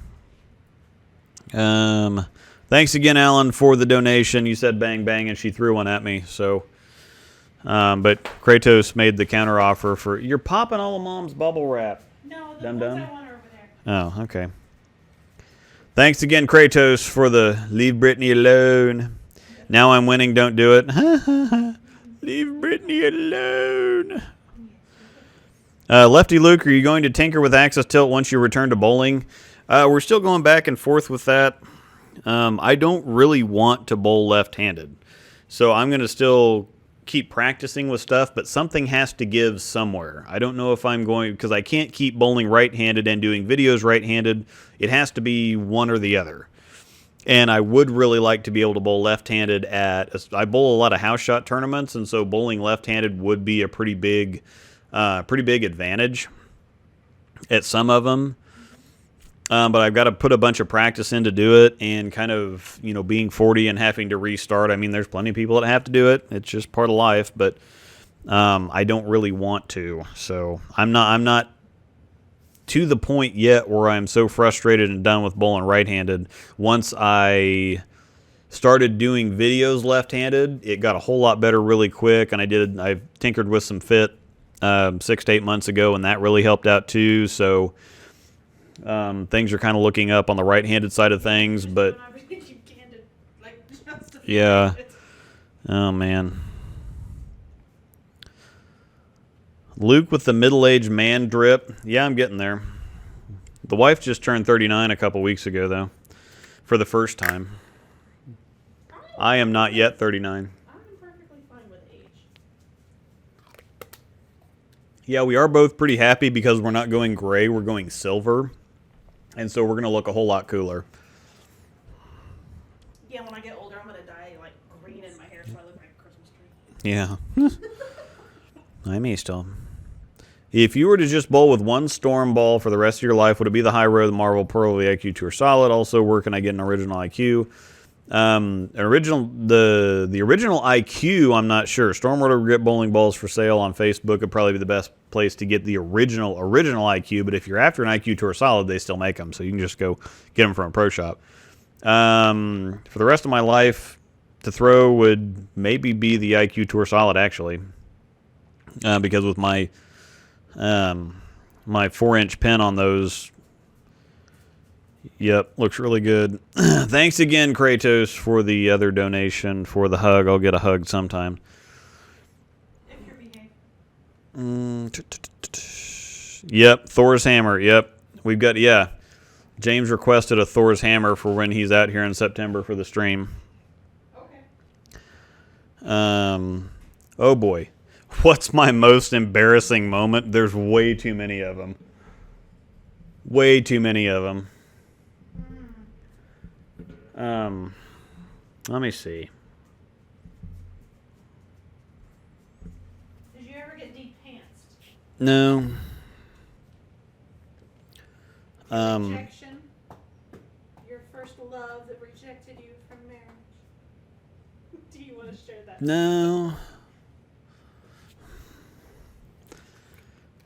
Was it? You've really been embarrassed just because you get so worked up yourself. It's not really an embarrassing. Yeah, I prevent the embarrassment because I'm worried about being embarrassed, and so I keep myself out of potentially embarrassing situations. He's chasing. I can still be, yeah. The Missy Parkin one was pretty good. Mostly things involving talking to PBA players or something of that nature.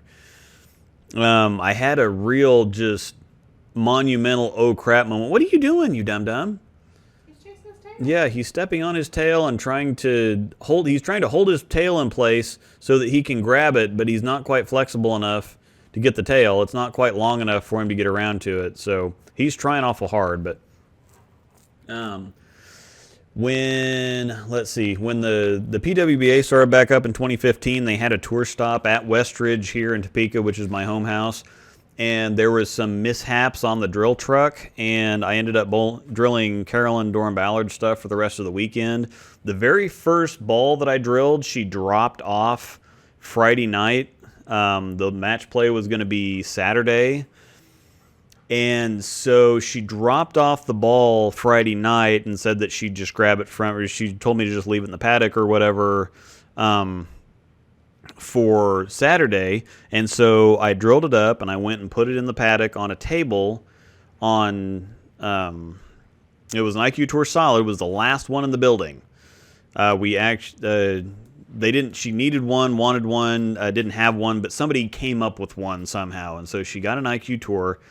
I drilled it and I took it in and put it on there was a table in the paddock and I put it on there. Well, she had something else in an IQ Tour box that she had carried around, and I guess that she had taken whatever she brought in the IQ Tour box, she had taken out and put it in one of her bags.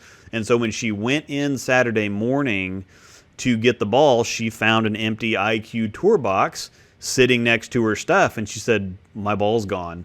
And instantly just, oh, holy crap, I was actually out in the drill truck, the PBA truck, and the guy was kind of showing me around, giving me a tour, and she called me and she said, "You got to get in here, Carolyn's ball's gone." I'm like, oh no. Come to find out, I remember calling you. I know I did. yeah, Because you've told the story so much, and I believe Yeah. you, but I don't remember making yeah, that you call. said get in here, her ball's gone. Yeah. But we Well, I was were working. yeah, we were working. There were a couple 16, 17-hour days when the tournament was here. And so that's not necessarily an embarrassing moment. I get easily embarrassed, but I'm so... I embarrassed you? Or Ben? I mean, yeah, but I've embarrassed you too, so... I've never been embarrassed in my life. Oh. I had when I got to meet Verity a couple years ago, that was pretty rough. I don't know if that was Well- classified as embarrassing. well, I don't know. That really kind of wound you up a little. I told her I was terrified. That was those first words as she came up, and because I really wanted to talk to her, but she was busy with stuff, and I'm like, I'm not going to go interrupt her. I don't want to take her time out. her and Katie's SCAD teams won both the men's and women's side, so they were busy the entire time. I'm like, well, I don't want to go bug her. I don't want to go interrupt something, whatever else. And so I never really found a time to go up to her. And when I did have a second, I just could never work myself up to go do it because I'm terribly starstruck. And so... and all you really wanted to do was say, hey, like watching you bowl or whatever. Yeah, it yeah. wasn't anything. Yeah.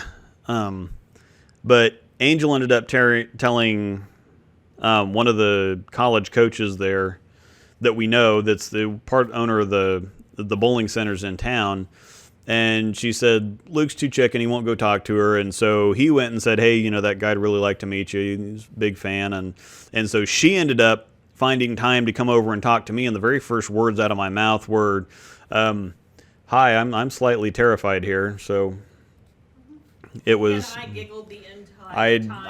I turned into a junior high schooler with a crush all over again. It was absolutely tragic talking to her. And later, when everything was done and wrapped up, she was kind of standing talking to some people at the exit, and Jerry Kessler, and not the Jerry Kessler JK, Jerry Kessler GK.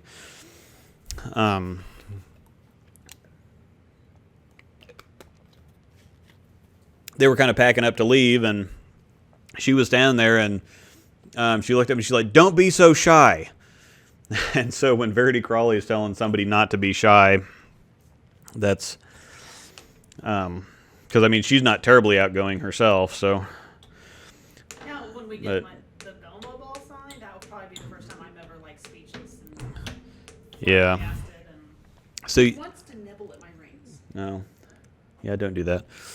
But the Missy Parkin moment wasn't necessarily my embarrassed. I mean, it was kind of in between, but I do have a couple videos that are my Missy Parkin story, my Carolyn Doran Ballard story. I think I have another one on there somewhere too, but those were old videos way back when. I'm going to try to catch up to these. Yeah. I'm really behind on stuff now. So yeah, I'll keep thinking, but as far as embarrassing moments, I don't know. I'm just generally embarrassed of existing, pretty much. I mean, everything embarrasses me. No, you're not. Stop it. You're too sweet. Oh, one of my most embarrassing moments might be when I tried to get Brad Miller to tell or ask Keeler where his Pomeranian was at. So we're in Kansas City as a sweeper. Brad Miller of Brad and Kyle is from Kansas City. He's from Lee's Summit, but it's part of the Kansas City area conglomerate there. And we have a buddy that looks like John Goodman. And at the time, I didn't really get out to bowl tournaments much. And so Brad and Kyle had just started the channel. I had a channel, and Brad had just signed with Storm. And so we knew of each other, but we didn't really know each other. And hadn't really talked to him before. And so I'd seen him in a couple tournaments and just, said, hey, what's up in passing or whatever. And then I was trying to be a little bit more outgoing and trying to be funny. And so Brad and Keeler, the guy that looks like John Goodman, were bowling on the same pair together, and they were there was only a pair between us. And so I thought, okay, well, I'm going to have some fun with them, so I'll go over. And I went over and told Brad, I said, hey, go ask Keeler where his Pomeranian's at, obviously referencing the scene in The Big Lebowski where John Goodman's character Walter brings the dog in and says, I think it's a Pomeranian and whatever else, and it's obviously not a Pomeranian. And so the joke herein is, what is Keeler, the John Goodman lookalike, doing at the bowling alley without the Pomeranian, the Big Lebowski thing? And Brad's like, okay. And I could see it in his eyes that there was something off. And so he actually did go over there. He's like, hey, where's your Pomeranian at? And Keeler was like, what? What are you talking about? And so I had to explain it, and I'm like, Big Lebowski, you look like John Goodman. The Pomeranian is like, I've never seen it. And I'm like, okay, well, that sucks. And so then I looked at Brad expecting, oh, okay, well, that's the joke. I know what you're talking about. No, he'd never seen The Big Lebowski either. And so I'm standing there, with this big stupid grin on my face, thinking that I've been very, very clever, and I'm kind of breaking the ice and whatever else, and neither of them have any clue what I'm talking about. And so I'm like, okay, never mind, I'm an idiot. I don't know if that was necessarily embarrassing, but that's what happens when I try to be outgoing, so that's why I'm an introvert. It's always terribly painful, stuff like that. Oh, yes. All right. Angel knows more about cars? Yes. Yep. Her first husband was kind of a gearhead, so she knows way more about cars. It's not because of him. Oh, okay. She knows more cars and has nothing to do with him. I don't know. It's because of Grandpa. Grandpa Cook. Oh, okay. Yeah, her grandpa she had was into cars. 40, you youngster. Yeah, I'm working on being older than that, but I'm an old soul. Every time I do one of those profile things on what's your real age on Facebook, it's always like 60 or something. I'll be 30 forever because that's what I was when I was 16, and that's what I Yeah. am now on every. I'm just a grouchy old man. There was that thing he said something twice in his intense video.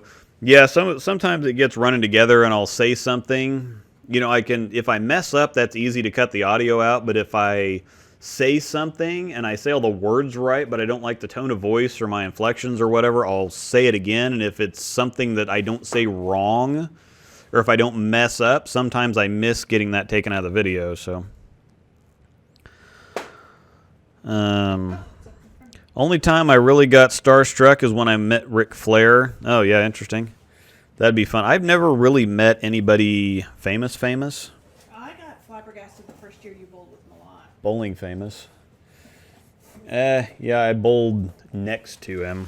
Well, yeah, but you told me he was there, and then you came up and you were here, and woo! Yeah. I did get to bowl with some of the way back when Rick Benoit was still with Brunswick. He had training camps in like 07, 08 or something. And our scratch league got to bowl with some of the pros, and so I got to bowl with Brad Angelo and Sean Rash and whatever else. And Brad Angelo had told a story about bowling with the plastic ball and pins when he was younger and when he was talking, and then when we were actually out there bowling, I went up and said, hey, I used to do the same thing with the plastic ball and pins, and he didn't seem to know what I was talking about. And so it's another one of those situations where I start talking about something and He licked my ball. nobody has any clue what I'm talking about. So success, new toilet installed for my mom. Sweet, Joe. I've got like 1 million bowling balls here waiting for you. No, you two. Hold. Oh, okay. We got the call for the pupper. It's 9 o'clock, but we can go pick up the pupper. The Angel got out her Intense. God, this is heavy. I haven't bowled in a long time, but this is 15 pounds. This is really heavy. This is the Intense Moroccan Mint. I did like my Intense. And so she decided that because it has green in it, it was hers. I was saving it for me, but she decided it was hers. So, hi, Mistel. Mistles.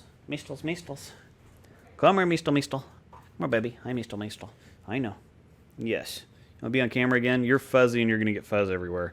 She's definitely got a lot of cattle dog in her because the fur.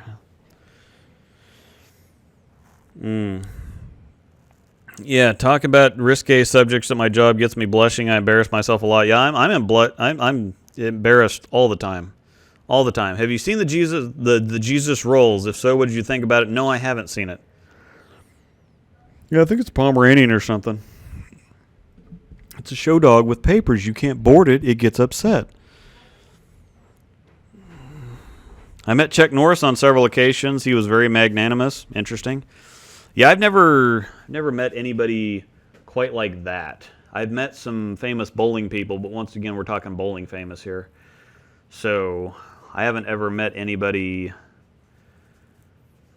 I think that my dad took me to a signing for some Royals players way back in the day, and so I did get like a card or something signed, but it was so long ago that I don't even really remember it. So,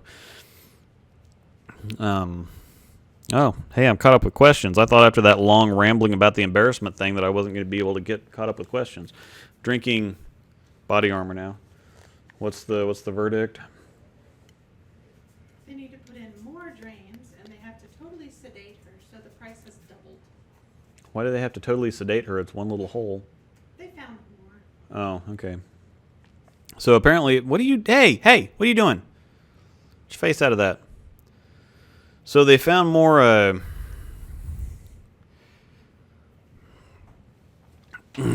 Oh.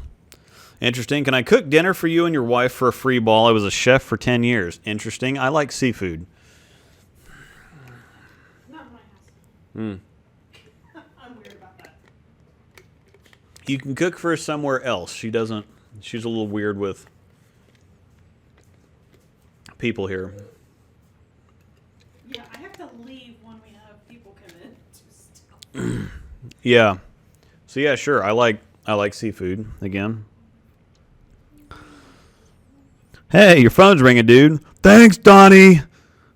I met Bo Jackson in 1993. Yep. You human paraquat. Yeah. Those look like salmon. Yeah. I can't think of many. If it's seafood type anything, I like it. I like clams. I like mussels. We do sushi. I like eel. Eel's actually really tasty. Frog legs are amazing. It's like fish chicken. Octopus is pretty good. I like calamari, squid. Nobody was chatting while you were rambling, so you caught up. Yeah, I figured I was going to come back and stuff was going to be all over the place. So, unfortunately, they found more bite marks on Aspen, so they're going to have to put some drains in, and they're going to have to sedate her, and it's not going to be cheap. Thanks, Panda. she goes in a Remind coach. later. Yeah, and she's got to have a cone, and Aspen's already kind of tragic to begin with. This is going to be miserable trying to keep all of this. So, let me see if I can find a good picture of the Aspen dog. Now, here's a good picture of the new foster dog. If Turbo logo. Yep. I got to remember the turbo logo's up there. This is a good picture of Simba, the new foster dog. I think I can get it close enough up there and under the turbo logo. So, yep, that's Simba.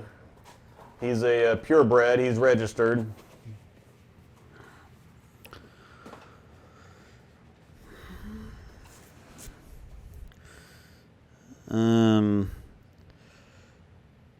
Yeah, you can actually, Storm actually lets us wear whatever shoes we want, so.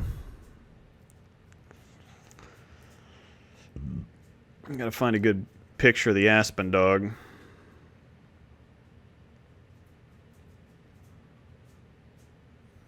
It's not a good picture, but it's a classic picture. She's weird about doing stuff like this. She's sitting on a stair and has her paws on the next step below. All right. Got to find a pre-bite picture of the Aspen dog. Yep, she's a German Shepherd, Siberian Husky, cattle dog mix. That's the Aspen dog. So she's pretty shy and pretty timid, and Yuna's the alpha dog, and so apparently when some of the underlings get nervous, Aspen kind of gets nervous. When there's tension or high energy, I guess the alpha dog tends to reinforce their dominance on the weaker members of the pack, so to speak. And so she's gone after Aspen a couple times, and she doesn't really mean it. So it kind of sucks, but it is what it is. Ooh, do blackened shrimp with fettuccine. That's pretty awesome. I made I like Alfredo, so I made a crab, crawfish, and lobster, which is kind of redundant because crawfish are like mini lobsters. Crab, crawfish, and lobster, fettuccine Alfredo, and I did homemade sauce that turned out pretty good. So Yeah. With what? Squid ink? I think I would do squid ink. Have you ever watched Curb Your Enthusiasm? It's hilarious. No, I've actually never saw that.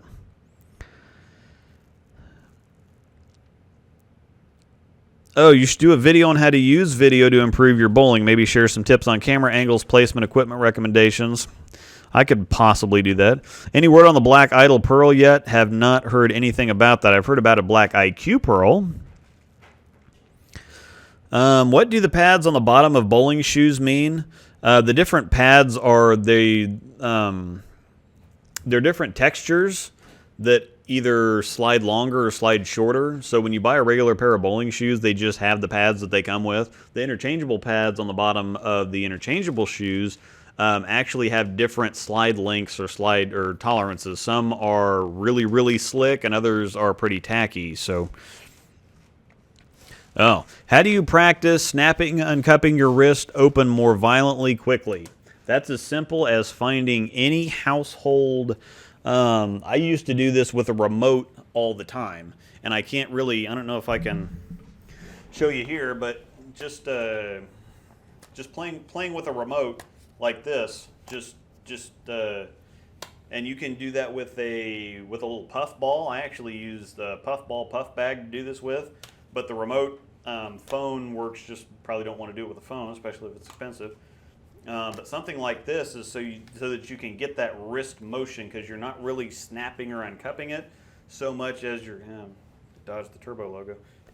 But just kind of getting that general motion where you catch it and kind of do a yo-yo type motion. So doing something like that and focusing on just catching it with the tips of your fingers or letting it roll off the tips of your fingers is something that's really helpful. I can't really do it. I can't really do it left-handed and control it or anything, but right-handed I can get it zooming pretty quick. So that's something that's actually very helpful. It's not non-smoky. This is bowling. We have rules. I'm a big fan of food. I'm a huge fan of food.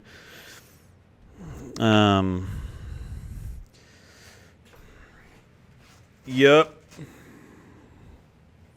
My buddies didn't die. Face down in the muck.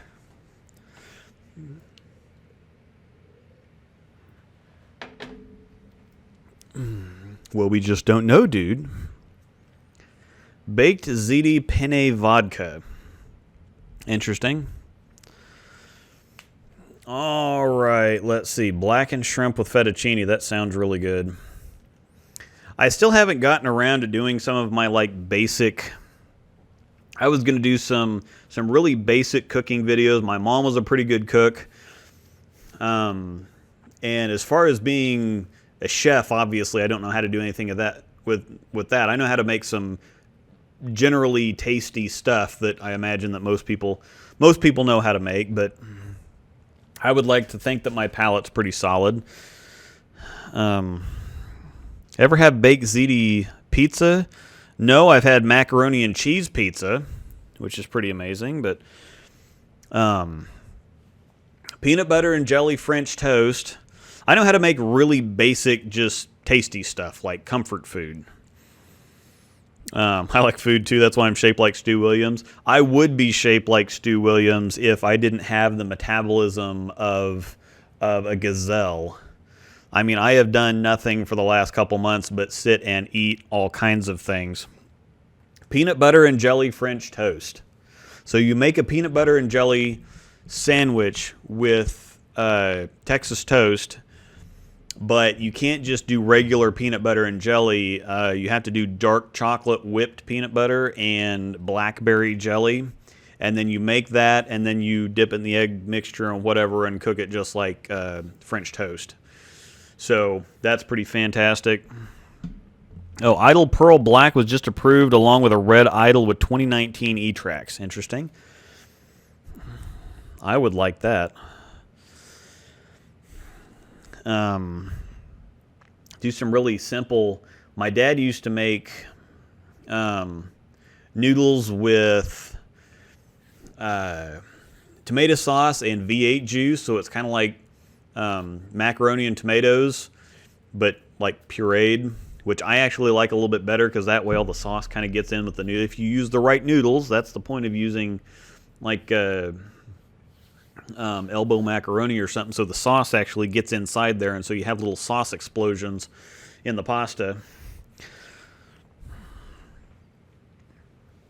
So Olympia or M14, yeah, the M14 definitely.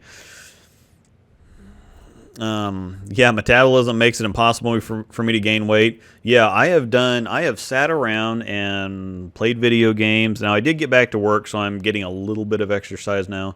But I sat around and ate a lot and played video games, and we've caught up on a bunch of shows and just generally sat around and taken life really easily, and I've gained 3 or 4 pounds. So, now I'm getting scolded. Lifetime movies more important. That's hilarious. Watch this tomorrow. But I like taking a can of hot Rotel and a can of regular Rotel and pureeing that, and then making noodles, and then putting some Parmesan cheese on it. Really simple, really basic, but really tasty. Then, of course, the proper and correct way to make grilled cheese. You have to grill both sides of the bread. It just doesn't work out otherwise, because if you grill one side of the bread and then you put the cheese in the middle there, then you have the soft bread and the cheese never quite gets melted. But if you do both sides, you do one side, more butter down, you do the other side, well, the first side is still warm, and so it melts the cheese. You got to put a slice of cheese on each side of the bread too, unless you're doing Velveeta. And then, of course, you want to put one slice on each side of the bread also, but that gets the cheese melted, and you get this really nice crunch throughout the thing too. And so, yeah, that's pretty epic. I make great scratch gravy. So scratch sausage gravy and breakfast burritos. Again, nothing terribly complicated, but fantastic. And it has to be scratch sausage gravy because sausage gravy out of a bag tastes awful. What's your opinion on Reuben sandwiches? Do you like beef or meat in general? I'm not big. I'm really big on seafood. Meat, hamburger, sausage, I can live without that. I don't really like rye bread, though, is the thing. What's your worst performance in bowling? I went to state one year and shot 490, but I was bowling really badly that year anyway. I shot 490 in doubles at nationals one year, but I was bowling pretty terrible then too. I can't think of a time where I just bowled really bad unexpectedly. I'm either throwing it well or not throwing it well at all, and kind of get what I expect to get. I have to shoot you. Oh, okay. I feel like I'm watching Food Network on TV. Now I'm in the mood for a second dinner. Well, we haven't had food yet. So, Russian roulette, interesting. That's what I was just gonna say. I was like, I'm not sure. Oh, yeah. No. Yeah, Russian roulette. All right, yeah, we haven't had supper yet either. I got chips and some French onion dip. Oh, yeah, I haven't. Ow. I'm not Luke, but I finished last in a scratch tournament right before the lockdown. That's directly after shooting 840 and sweeping my brackets the day before. Interesting. Yeah, I don't think that... I was surprised about a month after the shutdown I lost about 5 pounds, guessing it was from loss of muscle mass from not working out probably. Yeah, I want to start... Why'd she shoot Luke? She had to. Blackadder. Oh. He sent money through. Oh, man. Yep. We got a donation off the stream, so... Well, we get 100% of it that way. So. Yeah. YouTube takes 30% of my tips. Anyhow, all right, so we're kind of winding down here. I'm getting a little hungry, so I might go on ahead and turn it off and figure out something interesting to talk about next week, or maybe I can rearrange the camera so I can get the dogs more, because this is just, I have everything kind of whatever like this, and maybe we'll do some doggo stuff I was next. gonna say, actually, you could just have your Yeah. like we could flip it the other way and have this, or Oh, yeah. have that as your background. Yeah, I can actually change the background because we got our shelves all organized and stuff a couple weeks ago, Get so I some can. lawn chairs. Yeah, I can change the background. We can. What I want to do is I want to do a beer frame on the other channel is what I want to do. So if I can turn everything around here and get the doggos, we can have a beer frame doggo thing, or just do something completely different. So, all right. Well, thanks everybody for showing up, coming out. It was fun. It's usually fun. Appreciate the donation once again. Thank you, Kratos. I think you won the donation war this week. So, Mistel, you want to come up? Can you come up and say bye-byes? Come on. Come on, doggy. Can I get you all the way up? Missile doesn't like being held so much. She won't fight it, but she definitely will get down as quick as she can. Come here, Mistel. Come here, baby. Mistel. Come here, Mistels. Come here, babies. Come here, dog. Come here. Come on. Hi, baby. I know. Come here. I know. You don't like this. Come here. You're going to have to move. All right. Oh, Mistels. I got the Mistels. I know. Yep. You're slipping. It's a slippery shirt. Here's the Mistel. Yep. She loves this. You can tell she loves this. This is the Mistel. She's a special doggy. She was the star of my my Diana Z parody. Yep. I'm sorry, Mistel. Oh, there you go. All right. Yeah, I got hold of it. All right, we're done. I'll see y'all next week. Going bowling next week. Monday. No, you should say something about what we're doing Monday with the honking. Oh yeah, we're going to our local bowling alley and honking. Everybody's gonna pull up in the parking lot and honk for a solid minute to protest Not protest. or not protest, but I don't know. They said it's to support and show Oh, yeah. love and get the media attention. Yeah. And I didn't get told that I could not get on the roof. Yep. We're showing support for our local bowling center. So And your wife might be on the roof. yeah, we might be on the roof with air horns or something too. So I didn't get told no. yep. All right. See y'all later. Thanks for coming out.